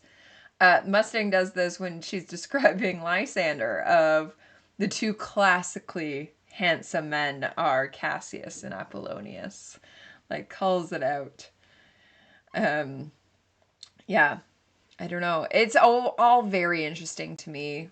I'm going to keep saying it. The difference of what we've always seen in the Rising and now the Republic being together, and society just not quite at each other's throats, but not... There's just a whole bunch of splinter factions. Yeah. They're all out for themselves. Every single one is out for themselves And that is, I mean, Mustang calls it out, if gold's going to destroy themselves. And we see that a lot in this. With Apollonius, with Julia being slighted on, in order to serve that, what Lysander has to do between everybody to keep his position. It's very interesting. And also, like, call out of Tharsis. Wait, oh, yeah, go. I want to go, because right now we're in the Julia part, and like the whole thing, what you're saying about Julia. Yeah, go for it. Okay, all right. So first of all, they're talking about Apollonius and his face, and they're basically othering him, and then she makes the comment, "I've never seen a man ever met where his exterior matches his interior," right? Yes. Like, so they're referring. Then take Cassius, for instance, such a strong outer chin, which is, first of all, a hilarious remark. Yep. That wayward chin. Yep. Yeah. Yep. Her eyes dart to me. I have no idea what she actually thinks of Cassius. Mm-hmm. Yep. So both the Apple uncertainty and the Cassius uncertainty in 3 lines. Yes. I love it. I knew that it was all right there. Yeah. Yeah. Yeah, we don't really know where Julia sits in any of this. She is her own player, and a major player is what we're forgetting, is that she, after, right? So the Loon, the Augustus, the Bologna, like, they are the 3 kind of main families. Grimace is up there, but they are always in the shadow of the Loon. The rest don't kind of lay, especially to Mars. I don't know, like, when we get into the solar system, obviously the Ra and whoever else. But, yeah, it's very interesting, this part. Very interesting. The other thing I was going to call out just before was about Apollonius, of the fact that he does not seem to be grieving Thrasis. Like, that's called out specifically if he hasn't said a word about his brother. So it's that alone of even family bonds seem to mean nothing to these people. Seem to. And I wonder, in this particular instance, it's Atalantia that is the bad actor there. So we still have no idea in this stage, like, where this is going and who will end up as the major power players, but certainly that positions Apollonius in theory against Atlas and Atalantia. Like, he's here on Lysander's behest, not on theirs. Yeah. Yeah.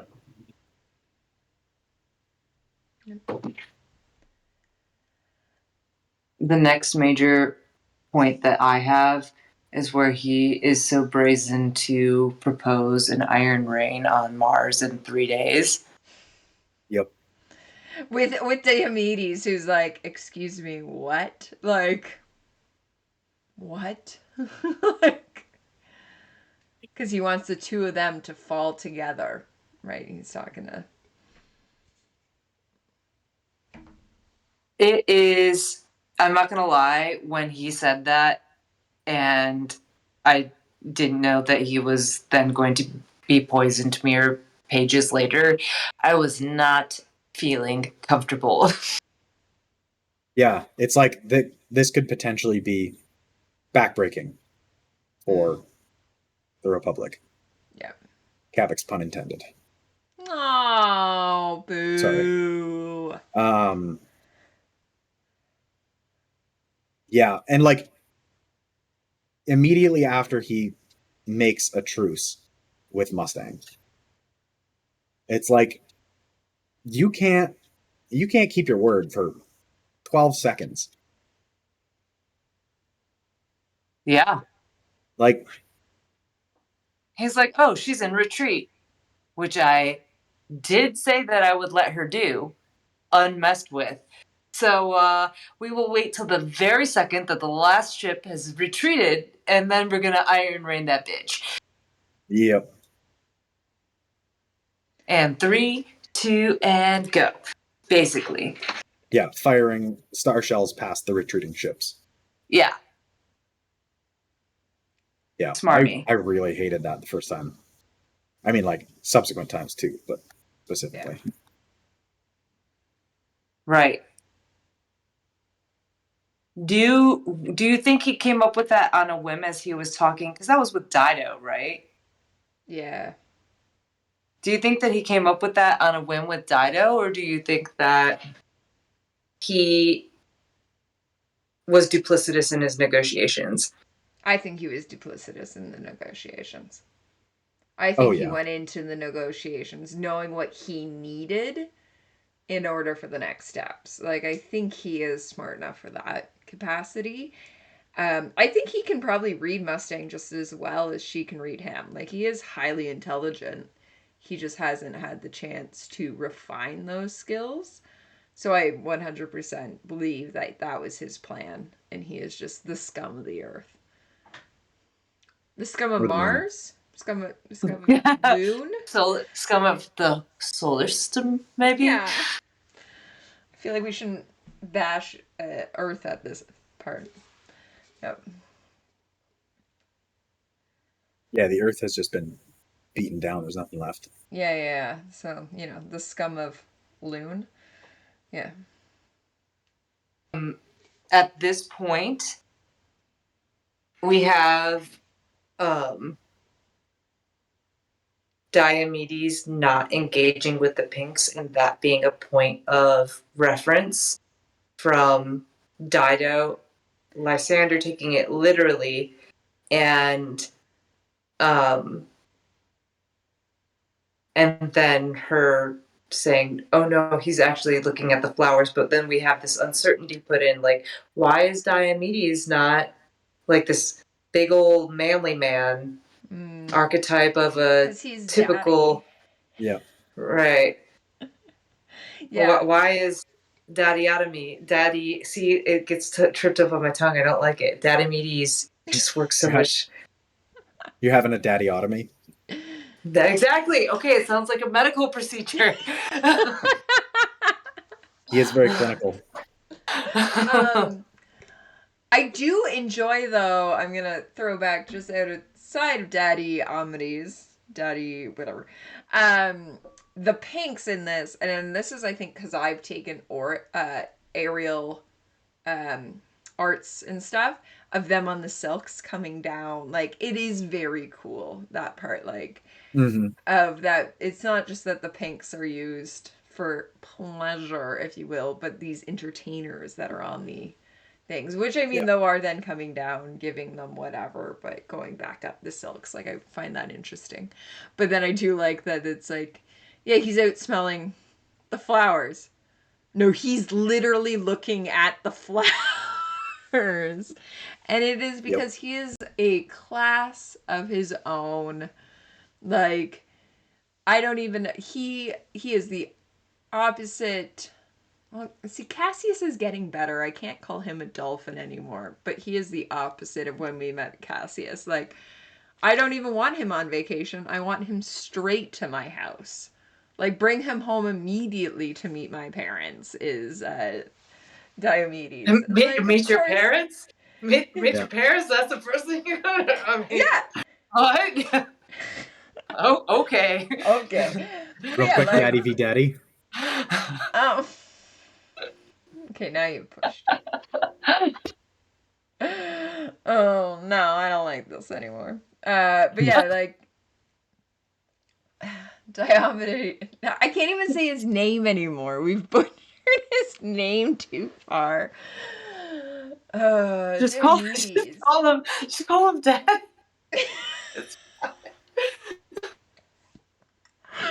Oh God, we've hit this point. As you said, I haven't even touched my second drink. It's just sitting there looking at me. As you said, he is, the manliest of all mans. He's one of the top 3 Razor Masters. The other one being, I'm just ignoring you, Badger. The other 3 being Darrow and Cassius. But we've known this whole time that he has something different in him. We know he's got honor, true honor in comparison to the rest. If you are listening to this and not watching, Badger is having Highly recommend. Switch over at like the 2-hour mark. Full blown freak out. Yep. It's just too good. Okay. Get it together. Yep.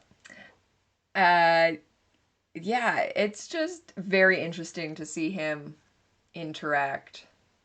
And what's like Dido has something to say, something about how he's either not as sensitive. What's the quote? He's not as sensitive as he seems, or he is sensitive. Like he's more sensitive. He's more sensitive. Yeah. I mean, and then he goes and proves it. He makes the comment about, we don't have these. What are they called? I pause. Then Lysander says, the vanquished foe. His eyes darken and he examines it for a few moments before standing in disgust. A bad name for a mediocre flower in a meager garden. And then, compared to your horticulture, it must be. He turns to me stone-faced. How is your heart?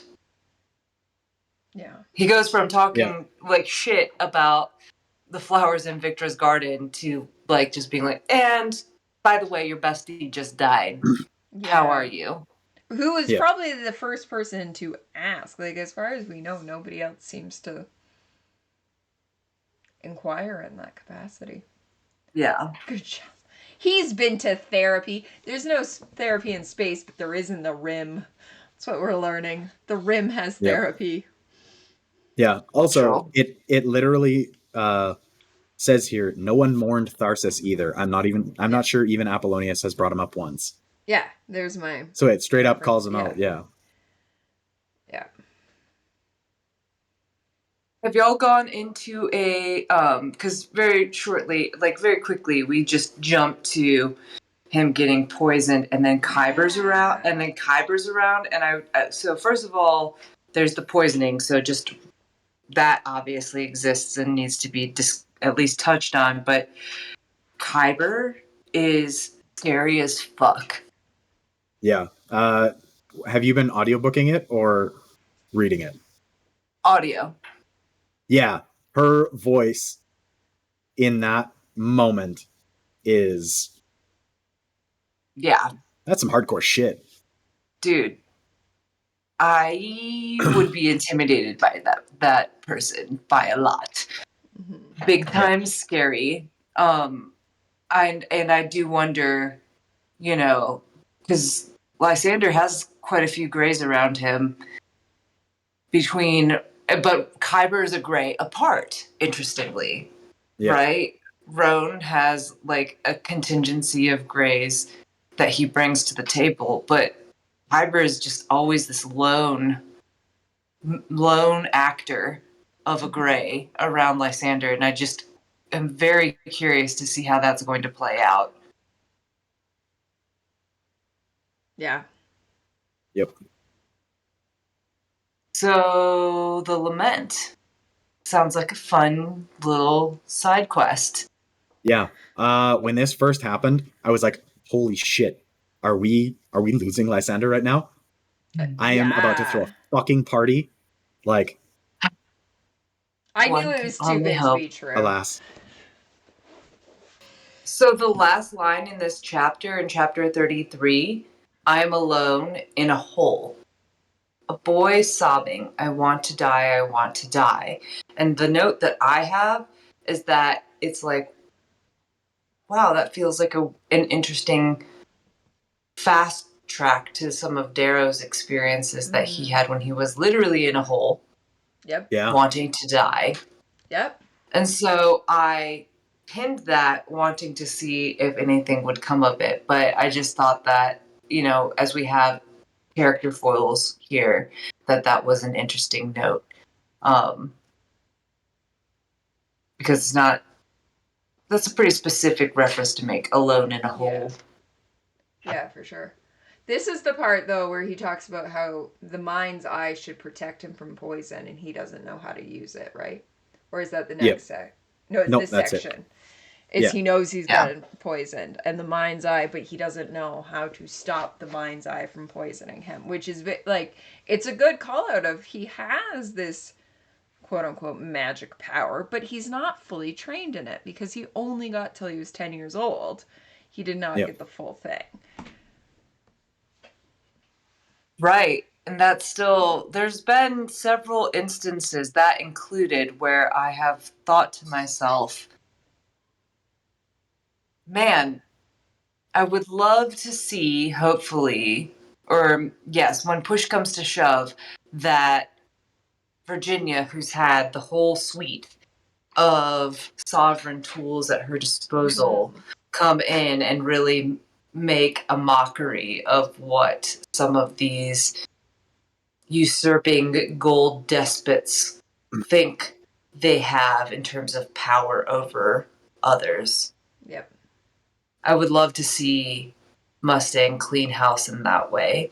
Again, I think it's in Dark Age where she almost references the mind's eye in passing as if it's not even a big fucking deal to her compared to some of the other things. She calls it Octavia's like psychomystic credo, I think. Yeah. She really makes light of it. Yeah. Yeah. Well, my it would be slowing your heart is what would stop poison, right? If you can stop. Well, it would slow down the. Yeah. But you don't want it to. I'm thinking of what the mind's eye could, in theory, do, and it's if you can fully control your body, then it's getting it to cycle through things, right? If you can slow your heart, you're gonna, for the most part, slow any poison from getting circulated between the whole thing. Well, if we're leaning into the Bene Gesserit precursor to the mind's eye, then theoretically they can even change the chemical structure of the poison by breaking down some of the word is escaping, noxious, volatile agents. Yeah, within the poison. Organic compounds. That's the one. Thank you. Volatile organic compounds. Yeah. Precise. Yeah. Well, doesn't work out for them. Noob. Nope. Sucks to suck. So, yeah. Which we then get, and I almost want to leave this to the end, but we'll do it in order. We get the Darrow Virginia piece. We get them to talk for the first time since Iron Gold. Yeah, I mean, we've had Virginia talk to Darrow. Yes, but not she has vice sent versa. messages. Yeah, she has been able to send messages. And the fact that it is, a video call, one-on-one, which starts so cute before because obviously you can't trust who's on the other side and they have all their codes and stuff, but he immediately is like, how is our son? Like, how is he? And then goes into which also hilarious, but I'm on Team Darrow for this one of the question is what came after our fun or whatever the question is, and go for it. What's the question? Yeah. So what was waiting for us after our fun? Confirm. He gives a code in return and smiles at the memory. Applause, innuendo, breakfast, bacon, and friends. And she goes, applause, you wish. I bet you, though, I don't know as much of applause, but I bet you they were, howling for the two. Fucking finally. It's when you live in the house with your, good friends that you've been waiting for it to happen. You do applause. You can see it. Everybody shit. else can see it, but they can't see it. It's living in residence. I go back to university of living in residence and the quote unquote walk of shame, but you're super happy for that couple, and so you are I would bet there was probably some cheering happening. She's like, you wish. No, I bet a bunch of them were finally. It fucking finally happened. Yeah. I'm Team Darrow on that one. I'm Team Darrow.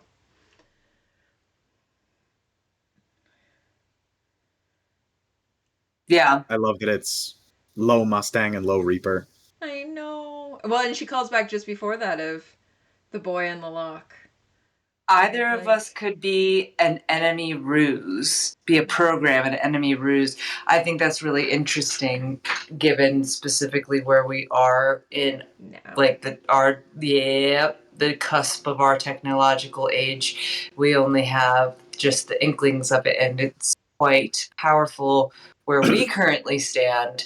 So certainly, all of these checks and balances and handshakes of information exchange to confirm feels even from when we first got this book in July to where we are now in November, the iterations of AI and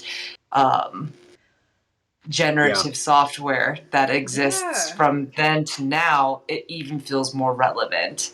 For sure. We actually have, and we will never use this, but Enigma was playing around in the den and got it so our disclaimer that is done by a different person of the den every week, he made it so it sounded like Pierce. He used AI. So we have one that Pierce is reading and one that TGR is reading, and we will never use those because we do not have their permission. Not. We are not using them. But it was fascinating to hear Tim Gerard Reynolds do this episode of Fade to Obsidian and it sounds exact because there is so much in there. The craziness that AI has become. You can make pretty much anything, never mind 1,000 years in the future. That's a great call out of how scary AI is getting. And so they need those codes, those everything, so that they can trust each other. Yeah. I really like when she's talking about, it doesn't feel like that long ago that I sat atop my horse looking down at two men by a lock. Mm-hmm. She talks about Cassius, but then Darrow is so driven, he doesn't need anything else. There was a man who needed no witnesses to burn. Yeah. And then it says that it wasn't love he awoke in me, it was fear, but that is a part of love. And that's calling back to the Duke of Hens. Who wants to fuck what they don't fear? Interesting. Maybe not specifically calling back. Yeah, but interesting. I also like she calls him dark, not in his features, but in his soul. Yeah, dark in his energy. Yeah. The thing that the consistency between how she speaks about him publicly and her inner monologue about him stands out to me, where she's talking about his consistency. And then she's talking about here his boundless competency. And I just feel like, okay, I think we recently got some insight from Pierce that Mustang is modeled, at least in part, off of the INTJ women in his life. Mm-hmm. All right. INTJ woman, I could say that shit rings real true. Yeah. It would be extremely, I cannot. That's just, he writes Mustang so well. Yeah. It's just fucking mind-blowing how well he writes Mustang. As a woman, as a specific type of woman, as a stand-apart character that does not pull in personality traits or tropes from anybody else. Yeah.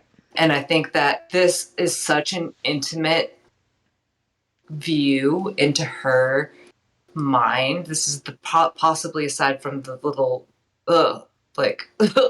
heart-rending scene that she has with Pax, the second most intimate view into Mustang's life that we get.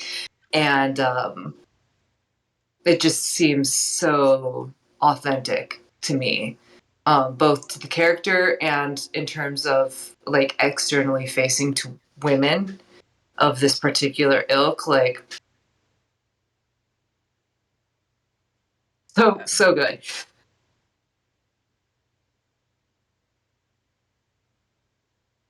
Yeah. I do wonder. Here we have, if only we had taken the ecliptic plane back to Mars, and then 5 days ago is when she had the parley with Lysander. So it does lead me. This is again where I'm like leaning into the idea that maybe we're talking like weeks to a month instead of much longer than that. Yeah. Just another timestamp note.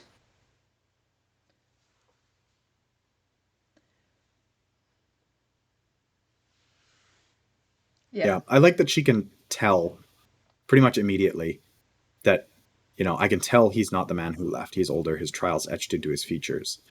He has a terrible hairy beard. Yeah, she hates his beard. Yep. She hates it. Yeah. Nothing grants wisdom like loss. Yep. Well, but then she also calls out that he almost is like, oh, if we could have been there, kind of a thing. And she's like, his arrogance. But then he takes a step back and and it's like, okay, there's the growth. Like, he is still that arrogant, I could have done this, but there is growth within that. I like that we kind of get the flip of their relationship where she talks about, like, I sigh at my inability to describe the battle and violence that I've witnessed. Where, you know, for 12 years, he's been this unstoppable machine of war, and you can't accurately describe that to somebody. Yeah, that part really stood out at me. Yeah, I agree.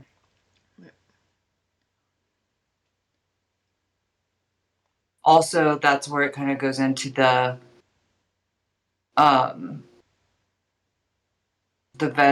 Mustang Darrow Venn diagram, where this is how he has been, and I have struggled to not get to the same place that he has been, while at the same time undergoing this same subset of circumstances. Yeah. Now the circumstances are the circumstances that I face. Right.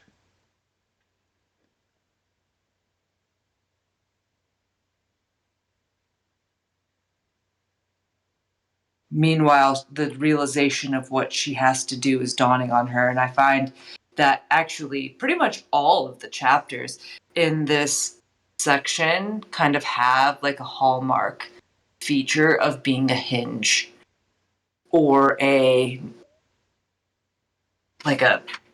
tube where you enter into the one and you think you're going straight forward, but instead you're going like, this section is all set up for what is to come. Yeah. Because the direction, it gets all the momentum gets spun. Yeah. Gets spun here, there, and there. Yeah. For sure. Because this is the part we get the heartbreaking of you can't come home, basically. You have to go and get us ships. Like, it is a very heartbreaking, no, you can't come home. But that sets us up for the rest of the book of why he goes off somewhere else. Yeah. Like, this is definitely kind of the impetus for the latter half of the book. Mm-hmm. And him bringing up that he brings up that the daughters of Ares, I don't know if it's, you know, on her half or his POV, that the daughters of Ares exist. That we've got to go after, you know, if Quicksilver can't save us. They might be able to. In the end of this chapter, chapter 34, you know what I told myself out there? Each time my mistakes compounded, I'd say, Darrow, next time you listen to Virginia, you jackass. If you get so lucky to see her again, you listen to her as you should have all along. I'm not saying you're always right, but I know I tend to shut down sometimes for years. That's not right. It's not the path I want to walk anymore. It's lonely, and we've always been stronger together. After all, we made our tribe together. We made packs together. I feel like that again rings very true to looking around both within my relationship but also external of my relationship.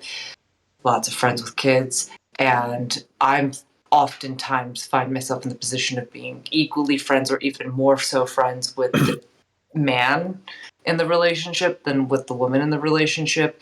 And the central theme of looking at the children as this is, it's an interesting, when I feel like it's interesting, like when men look forward to the future and look forward to action and look forward to relationship with partners future forward.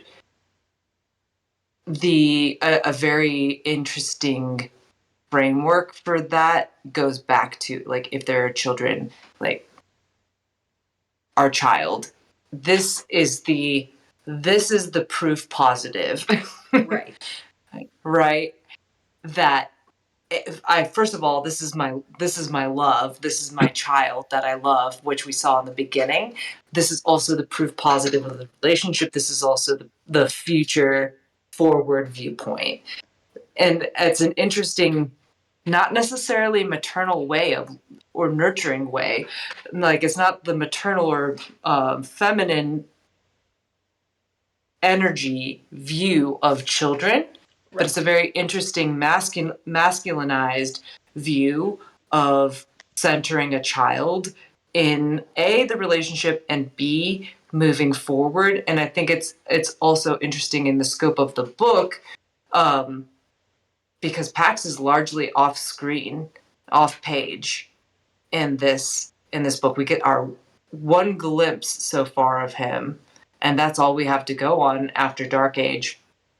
And it's very poignant how both of his parents have related to him. And I wonder, as you're reflecting on how Darrow is relating to him here and how Darrow is relating to him as he's like contemplating Path to the Veil, where you view Pax as a motivator for Darrow. What are your thoughts? I always think, like, as much as when we see them together, it's like Darrow doesn't know how to be a father. His touchstone, his grounding piece is Pax's key. And so I think that is what, at all times, when it comes to motivation, when it comes to anything, it really is that, like, I don't think he knows how to be a good dad, but he wants to be. And through all of this, it is, okay, I should have listened to Mustang. I should have, not done the shit in Iron Gold, because he should be riding grav bikes with Pax. He's got that key, and it is his grounding point. Yeah.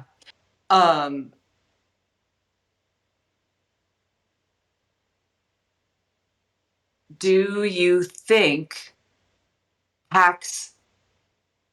All right, Pax is obviously a person, and they have a relationship. Do you think that Pax also stands so strongly for something else for Darrow, that it's almost like apart from his relationship? Do you think that it's both things can exist at the same time? And it's almost like the dichotomy the comparison I would draw is like Darrow is the Reaper versus Darrow is Darrow, right? Yeah. Is Pax Pax actually, or is Pax a symbol for something for Darrow? For the future, that's the only thing I can think of like that mentality of I think most parents have that of, can I make the future better for my child? And especially with Pax, like being half red, and at least Pax embraces that he's half red. Okay, so if Pax is fully red, what world would he be raised in? What does that look like? I don't know if Darrow is thinking that in advance, but he clearly is for his nephews and nieces. We see that with Rona when we had her, that it's this like protect her, keep her safe. What does her future look like? Pax, I assume, I don't have kids, but that's what I feel for my nephews and nieces, if you want the betterment of the future. And so, yeah, there is Darrow the father wants his son to be raised in a good environment, but the Reaper wants, the future of this solar system to be good for all people. And that would involve his son really wants to be a blue at the end of the day. Like, yeah. Really blazing his own path. Yeah. In his own, and in that way, very much living up or like embodying the ideals of the Republic. Because he's choosing his own path outside of his like birth and what would have maybe been his color. Yeah. So what do you think about the plan to go to Quicksilver? I mean, Virginia is definitely right. Yeah. That Quicksilver will only listen to Darrow and Severo. Like even just Darrow.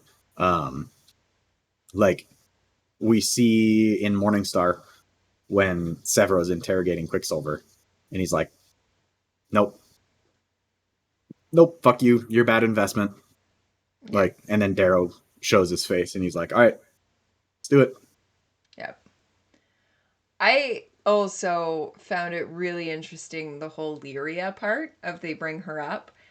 And I was, in fact, worried of what would, and we will see what comes to fruition. But what Severo and Darrow know about Lyria, what will happen to her, because, like, yeah, the mothers have reconciled with Lyria's participation. But, like, they had to bring it up, so I guess that it didn't accidentally come up. But you've almost set her up for the fathers to be like, who the fuck are you and what the fuck did you do? Like, that drop, it's like both are like, all right, you've protected Lyria, but at the same time, now they know. Like, it's a very interesting call out. Yeah. Don't we get a reference here? Virginia Stiff and Severo, I'm so sorry for what happened. Yeah. We dance all around again for the second time. And it is just fucking killing me at this point. Yep.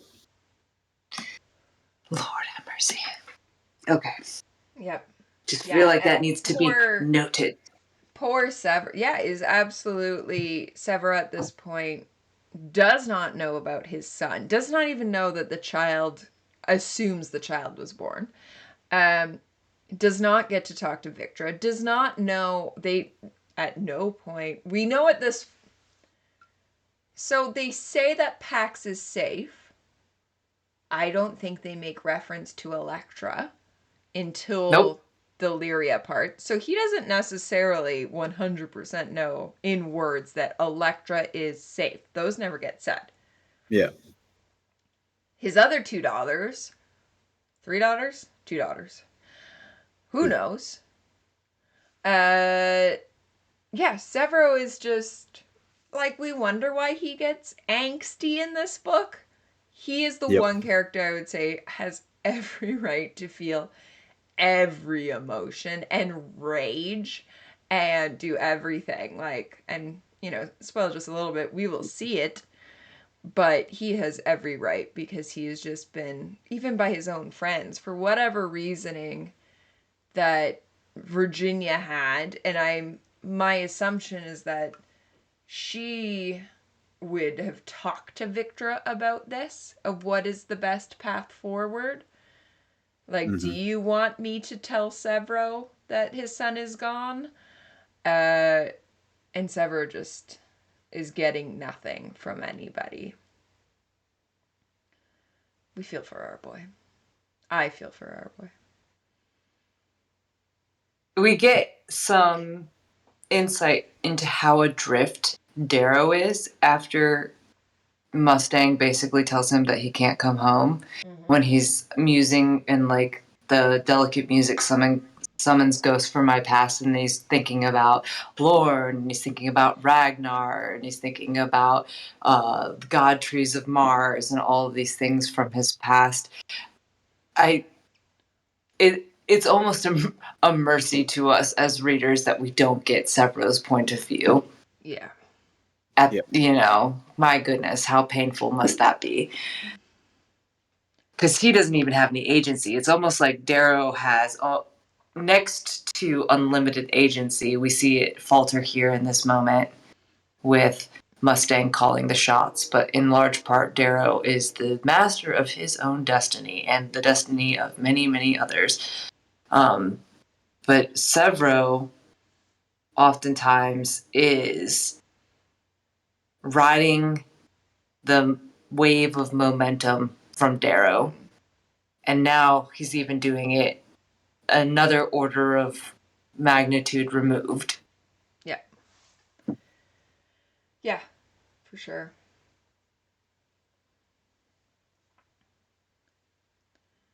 It's interesting because we know Pierce has said he wrote 100 pages from Severo's point of view, and I wonder if this part would have been included. Mm-hmm. Yeah. I think the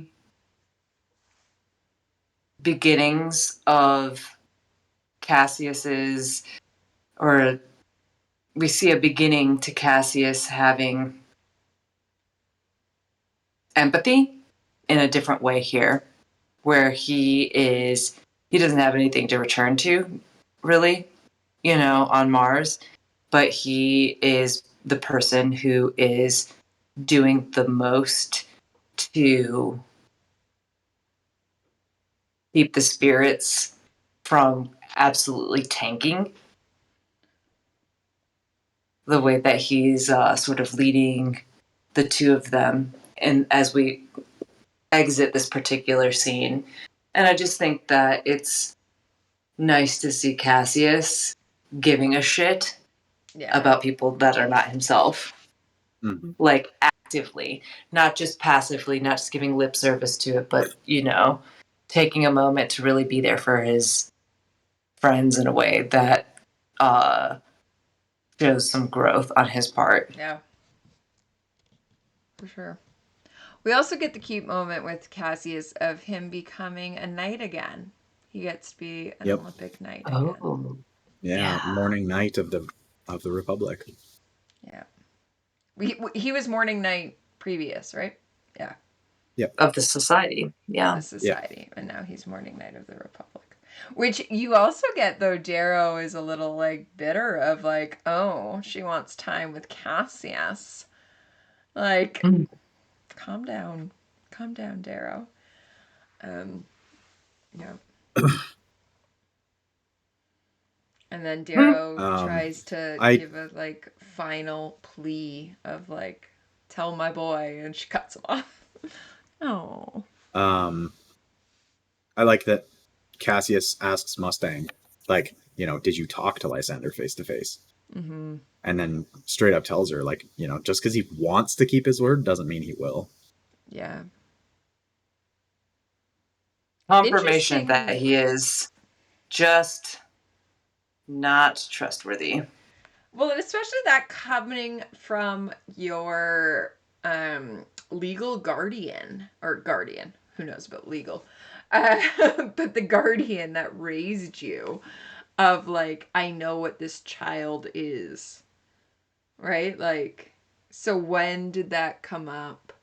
I mean, we saw it in Iron Gold with Cassius's quote unquote death, of do not, come to my aid kind of a thing, and then him going after Cassius has made it so many people through. Lysander agrees of like, yes, fine, I'll open the vault. But other than that, like, for Cassius to be so open with that means there is stuff that has happened over those 10 years of like given him that insight that I feel like a lot of parents might not necessarily have. Yeah, that's, I think, a good point. It's nice to have a Cassius insight there, because, I mean, it would seem as though some people have made it thus far into reading Lysander's point of view, and, I had written him off way back in Iron Gold, and some people are still over here saying, well, let's wait and see. And the notorious to me, Merlot slink, is that what you're talking about? The Merlot slink bet of whether or not he will get redemption? Merlot? there are also others, but yes, and there are also others in the community who want to, give the benefit of the doubt. Yeah. And in this instance, I think this particular call out is relevant to. I mean, it just confirms my point of view further. So I will just say that. Yep. That it really, I feel like it very significantly confirms my point of view at this point, and my stance on Lysander. Yep. Are we done with the... I think we're on chapter 26 now. I think we are 36, Lysander 36. waking up. It's really interesting how this is done, especially listening to an audiobook. Everything is regular speed except for Lysander talking, which is really, I think, a cool insight of what a coma patient would feel like, where they know what's happening around them in real speed, but they cannot react in that capacity. Yeah. First thing that I pick up on is, again, timestamp wise, we're 8 days from when the poisoning happened, which is, I think, 3 days after Darrow and Virginia talk. Yep. Which is 12 days after the beginning of Phobos.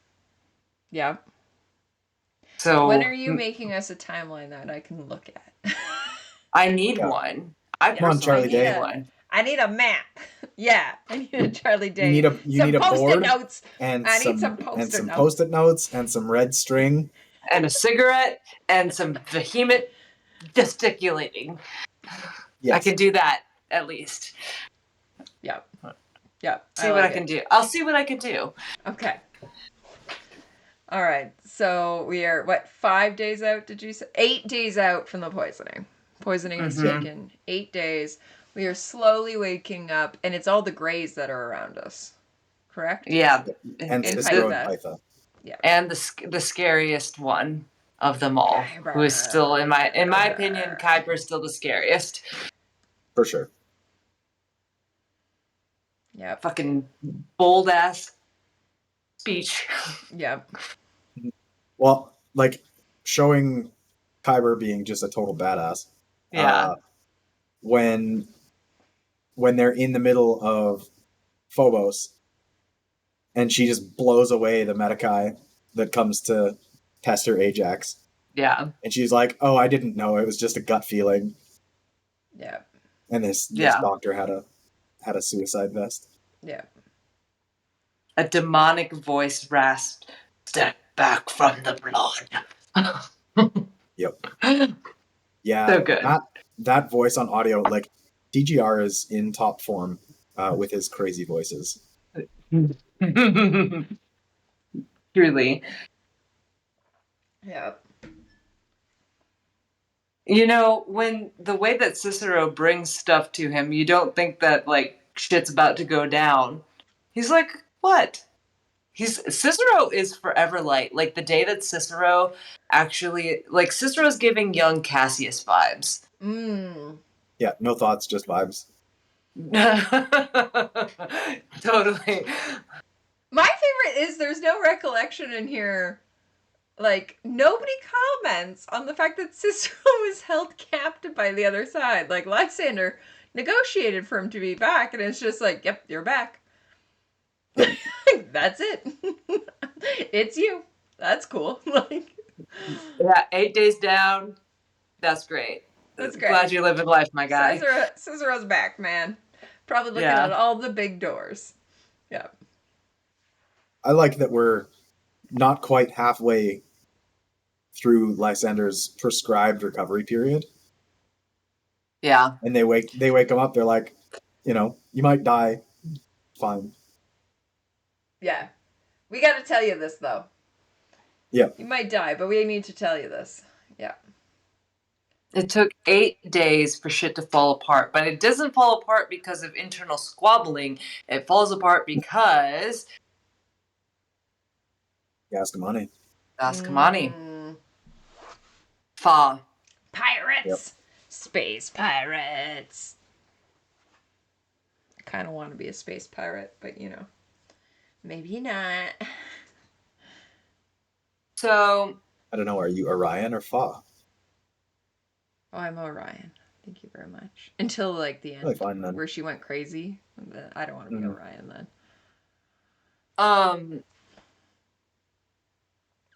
we know we got 2 different references to the breadbasket-y horticulture forward part of the rim here. Mm-hmm. And of course, we know that the rim being so far out,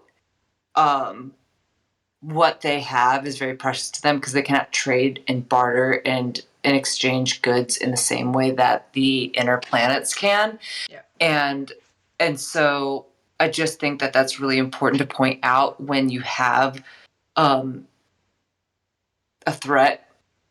It's not the same kind of threat. Like, you can do siege, you can do warfare in the inner planets differently than you can in the rim. If you get cut off in the rim, or if any one particular asset goes, a cascade happens a lot easier because it's such an individual part. Yeah. Important. Yeah. There's not redundancy the same way that there is. Yeah, in the inner planets.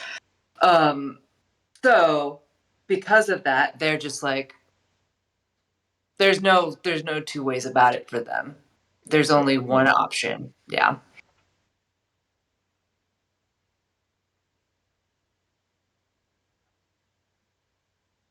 What do you think about Lysander going with? I mean, I honestly at this point was like, I'm thinking back to my first read through. It's like, I mean, it's that it's going to stop his quest against Atlantia, except for allying with the Rim may make him stronger. But also, I just really wanted him, you know, we thought he had found friends in Ajax. Ajax is killed off. Now we get Diomedes, who, I mean, is Cassius to a higher level. So maybe he can be like a good influence and just like continue to partner with him. Like, I was kind of happy for that Lysander Diomedes partnership of, hey, you can learn something from this guy. And I also like, I don't know, Lysander is trying to partner with so many people that is the one person that if he it seems like a good partnership. I understand where you're coming from. And respectfully, I hated it. I hate it. And I want desperately for it to fall completely apart, because Diomedes, it's like, I mean, at this point, there's no reason, like, Lysander, arguably, he's, like, kind of making some good moves with the way that he's positioned himself against Atalantia. And so I can totally see why Diomedes is won over to his side, and I'm all for that. Like, I get that. But still, like, taking it for exactly what exists, I hate Lysander. Yeah. I have hated Lysander to my very bone marrow since Iron Gold, and even still at this point, I do not trust him. I do not believe in any sort of righteousness on his part. I think he is certainly a man of ideals, and his ideals are 100% morally bankrupt. Yeah. And I hate to see Diomedes align with that, because were Diomedes to have any kind of insight to the true nature of Lysander's character, which we've had some glimpses of, but not much. But still, we have had enough that I think that the bigger syllabus for what he wants to accomplish is sketched out. We get it. We get a picture of it.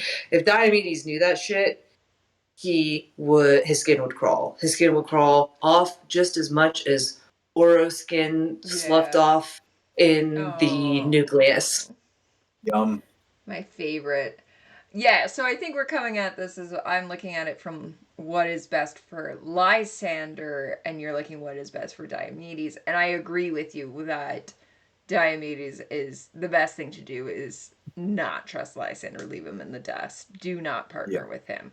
So I'm in agreement with you on that. I just think I'm not a Lysander apologist. I don't think he'll ever come back. But a tiny bit of me hopes, because we have to deal with him so much, that because it's him versus Atalantia, that at least between the two of them, I want Lysander to come out, and therefore partnership with the Rim and that honor, that continuous honor. But I agree with you 100%, but I understand why you don't agree with me. Like, I think that's the twofold, right? Yeah. Like, I agree that Diomedes should not be trusting Lysander, but Lysander trusting Diomedes is a different level. Stopped giving Lysander empathy on my second read of Iron Gold. Yeah. What about you, Crescent? Do you still have empathy for him? I think at this point I was still, like, kind of hoping for redemption. Like, him trusting Diomedes, like, having Diomedes around him is the only possible shot he has at swinging back into a decent human being. Like, if he was to take who Diomedes is and assimilate that into himself, there's just the smallest chance that he could redeem himself. Yeah. Totally. So I don't like it. But it's definitely the best option for Lysander. Yes. It's the worst. When I'm looking at this from the very most open-minded stance that I can assume, given my own biases, that is the same work-in that I am able to take with Lysander. It's not purely empathetic for him, for who he is, but for his proximity to Diomedes, I can give him the barest, maybe a pass. Maybe. We'll see. Yeah. Yeah, I get it. What else are we having? What else is being jumping out at you guys in this chapter? So the only note I took, because I don't take notes, is the ship is called Dragon Song. Because I just like that. I just love that. Classic. I know. Listen, I have a one-track mind. It was requested that I go through all our episodes and find every time I squeal about a mythical or cryptid. Like, I just want all the creatures. Anytime I yell about a creature. So we get Lysander going on, and it's like a debate on which ship he's gonna go on, who is trusted on, and then we get Helios showing up, being like, "Oh, he only gets to bring 10." So it's a very interesting. I don't know. It's how the politics of the ring plays out, how everything of Dido versus Diomedes versus Helios, yeah. Very interesting. Roan does a little subterfuge thing here. What do you think about that? Is this where she's calling her, or sorry, he's calling himself like top person of like, I'm the one who gets to. Yeah, the ducks. Well, this is where he says that only 10. Yeah. He's like, he second guesses. Like, Lysander, I think, is willing to go with 10 or something like that. And then Roan is like, what? Only 10? Like, what are you? That's a slight somebody of his status. And then Lysander says something. Then Lysander checks him.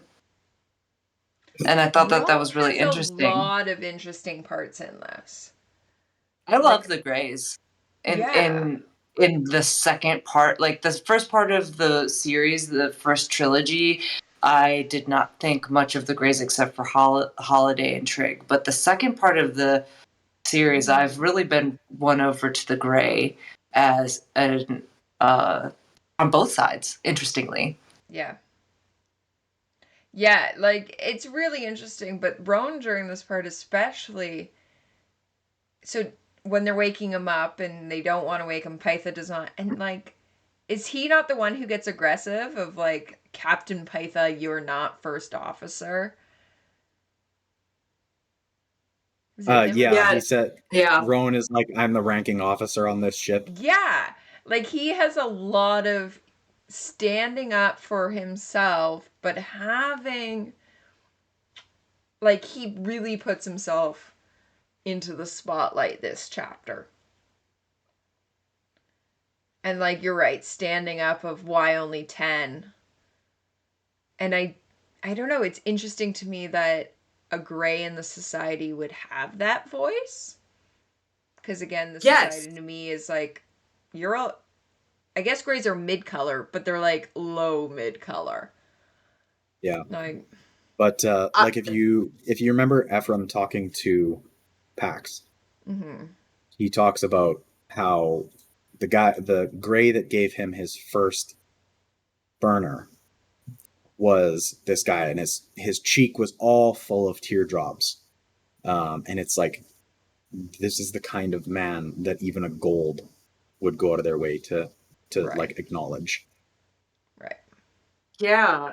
But, and also, this is actually a theme of this entire book. Now that you bring it up, Skipper, I have often, this and a couple of other things, some previous and some ahead, and I won't mention it because the lines get blurred, but I think the whole book, individuals within the society undermine the hierarchy of the society, in the way they interact with Greys is one of the most hallmark ways that they do that. Speaking of, Virginia notes that, I think it's Virginia notes that Lysander's scar is gone, and he actually has gotten some tears or something that marks the losses, his own losses. I don't remember specifically when that's called out, but at some point there's a factoid about that in there somewhere. Now that you mention it, Crescent. Yeah, very interesting and very, I think, relevant call out because the hypocrisy is super on display in this book, especially as some of the higher ranking military and political officers that we get to see demonstrate camaraderie, dearness. Right? They're supposed to be peerless, but they got peers. Yeah. And the peers aren't gold. Yeah, for sure. Yeah, I don't know. I find the use of society mid to low colors always very interesting. Glarastes as an orange. Pytha is kind of still pushed around. Like, we don't really see her put up into on a pedestal, which is very interesting on two folds of she probably is just as good of a pilot as Orion is. We know she can pilot the Lightbringer. We know she can do all this stuff. Also, she's kind of basically stepmom to Lysander. Like, she's the one who's been around the whole time. And yet, during this, and he holds her in some kind of a high regard, but then the Greys get to walk all over her. Like, it's just interesting to me of who the society deems worthy to have in their ranks, to talk to, and who Did is you just use the W word? You just used the W word. What W word? I'm like, what did I just say? You just said word. Oh God. God, worthy. I'm sorry. Sorry. I've got the worthy rum up there. Should I start drinking that? Yeah. Yeah, it's just interesting of who society deems honorable, deems respectable. Their talents are lying in a spot that they can be used. Right. It's merit. Like, how far is merit going to take you in a society where there's a given hierarchy, and how much do even the people at the top of the hierarchy ascribe to the hierarchy? And if the people at the top of the hierarchy don't ascribe to the hierarchy, then why does the hierarchy exist in the first place? Yeah. Well, and again, that's what happens to Glarastes, is he is probably the highest orange we've ever seen. Thank God. Is now a pair of boots. Yeah, I really gotta say, like, small mercy on maybe Pierce's part or the editor's part or whoever's part it was to not write that on page. Thank you. I don't think I could have handled that, honestly. Yeah, that would have been a lot. Yep. But yeah, other thoughts and opinions on what's happening with Lysander right now? I kind of like that. Basically, Diomedes' honor is riding on Lysander not being a bitch. Yeah. Honor is a central theme in this too, at least as Lysander's POV would have us believe. You know, for him, it's all about the core doesn't have honor, and so I have to go out there to prove that we do. But then, like, does he have honor? He shot Alex in the head. Are we saying he has honor? Is that really why you're going out there? Do you believe that really? I think we get back to what Lysander wants us to believe and what is actual. Like, I think it gets back to, yes, he thinks him, like us, the reader, not that he necessarily knows we're reading this, but why ever he's putting this down, those around him, everybody, he wants them to think it's for honor. And I think it's for the glory. I think he needs to know that he is an ally out there. I think maybe it's a debt to be paid. If I go with you and I protect you in whatever capacity, he thinks that the Rim will then owe him something. But I think it gets back to what he wants us to believe, what he wants us to see, and what is truth. So you said that the perception of allyship and also the potentiality of a debt being owed are his underlying motivations. Crescent, do you have anything to add to that? No, not really. I think Skipper's kind of nailed it. Yeah, I think so too. I'd say also the ability to be there and assess firsthand maybe what actually exists in the Rim and to see firsthand the assets, the vulnerabilities. You know, he's going to be on a Rim ship. I don't know if anybody from the core at this point, a major player, has been on a core ship. We know, or on a Rim ship. We know the Rim ships are faster and in some ways more advanced than the core ships. Yeah. And so he's going to have insight into that. So I think there's. Mm-hmm. Yep. Yeah, it's going to be interesting. The next few chapters are going to be some interesting ones from Lysander. Mm-hmm. 10 will suffice. Yep, that's the very end. Pain pounds my temple, raises snipers though, blah, blah, blah. And then the question of Fa. Yep, we're leaving off on their boogeyman. Yes, Yep. Everybody's boogeyman at this point. Mm-hmm. The third player in all of this, the unknown. Well, next week we picks up with Bottles and Puppeteer. We get the duo. Ooh. Yes, we do. The week after that is Meringue, and then Badger, you're back. You're pretty quick on the back-to-back Quick this turnaround. time around. So we can. And then it's next. Then I don't get to be back on until Red God. Okay, well, we'll have you between then and now. Like after Yeah, Lightbringer we have ends, other stuff. between Lightbringer ends and Red, we don't even know when Red God's coming out. We will have you back. But yeah, so we will pause here. We will. It's a bit of we don't know what's happening. Darrow is off to see Quicksilver. Lysander is off to the Rim to see what's happening there. And we will have you back in, 3 weeks to deal with more trauma. 40s. Yeah. To deal with more 46 trauma. to 50, I think it is. Mm-hmm. Yep. Yeah.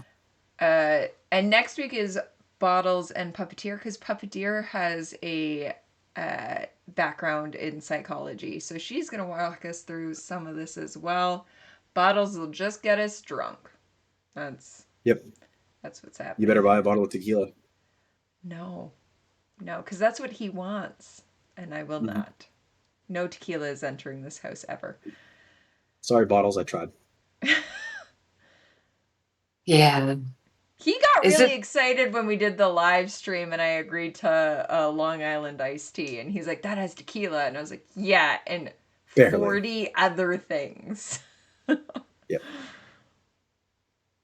What is it about tequila? Did you have a bad tequila experience? I once drank 23 shots in one night. Why? Was it your birthday? It was my friend's 21st birthday, which means nothing in Canada. It means it's not even, our drinking age is 19. Why we were celebrating a 21st to that capacity? No. And then I've had it then since then. I had it at my sister's wedding. I was forced into it. A year ago, I had 2 margaritas and fell, well, technically sober, because it was only 2 margaritas, in a way that I had angel wing bruises all up my back. And then Bottles gave it to me at HowlerCon, and you can watch the video of me nearly puke while trying to down it. Like, I keep choking it back. I was right. I'm like, I was right there the whole time. Yeah. Well, By the way, for those who are not in the den who want the burning question answered about when Alcatraz got her book signed, it was right before the Dun-Dun. there you go. Which is then like 1 or 2 before me. Like we were signing. we were all standing together. I think we were group C. So we were really early on in the night. Yeah. B or C. Soft. Again, I think I jumped the line and was like, friends, and like everyone came with me. I also claimed that night that I was going to take everyone's phones and no. I only recorded me and you, Badger, and then I left and went to the bar. I don't know what happened the rest of the time. Salem talked to Joel. Crescent hung out with Piers. I went to the bar. I colored a color sheet from Nerdy Ink. Oh, I have those. Nice. Oh, I do too. Do you have them right now? Because I have them like in the next room. I have all the color sheets from Nerdy Ink. I think she can't hear you anymore. Yes. That's amazing. Iron Cupcake. I got them all and I haven't colored them yet, but I have them all. I'm so glad I did. Yeah. I think you were one of the few people who like sat and colored. She talked. I think I was the only person. Yeah, she was like, "This was the intention, and nobody else did it." I have them all rolled up. I'm very actually introverted. Don't let me fool you. Well, I'm very fooled by you. But Be fooled. That means I'm doing my job. Doing my job. There you go. All right. Well, thank you as Rockstar. always, Badger, for joining us this evening. All your insight. You are incredible. Thank you. See you in 3 weeks. And, thank you guys for being besties. Oh. Yeah, of course. Yeah. And all right. I'm gonna cheers to you real quick. Cheers, bestie Crescent and bestie Skipper. Cheers, bestie Badger. Thank I'm on you. to scotch now. Thank you, I'm everybody, done for the evening. Listening or watching. We appreciate you. We are still on our quest for 200 YouTube subscribers before New Year's Eve. We are currently at 148 at time of recording. So 52 of you. We know you're following us on Instagram. We know you're in the den. We know you're probably listening to this on Spotify. Jump over to YouTube. Give us a follow. We would greatly appreciate. Also comment. We love comments on YouTube. It's great. It's true. Good night, everybody. Have a good one. Thanks for listening to Fade to Obsidian, where Skipper and Crescent casually dissect the friendships, relationships, and those fade to black moments in the Red Rising saga. If you enjoy our chaos, please remember to like and subscribe on whatever platform you listen to podcasts. We are available on YouTube, Spotify, Google Play, and Apple Podcasts. Don't forget to give us a follow on Instagram at Fade to Obsidian. And if you'd like behind-the-scenes content or to be involved firsthand in our chaotic decisions, subscribe to our Patreon for as little as $2 a month. For $5, you'll receive a monthly postcard from Crescent. Will it be one of the ones that we accidentally stole from Tulsa? I'm so sorry, Decopperless. And if you're crazy enough to trust Skipper with maybe sending you a postcard, our third tier is $100 a month. What? Please don't choose this option. Lastly, make sure to join the pack in the Howler's Den on Discord, discord.gg/thehowlersden, where we talk all things Red Rising. Until next time, Omnisphere Lupus.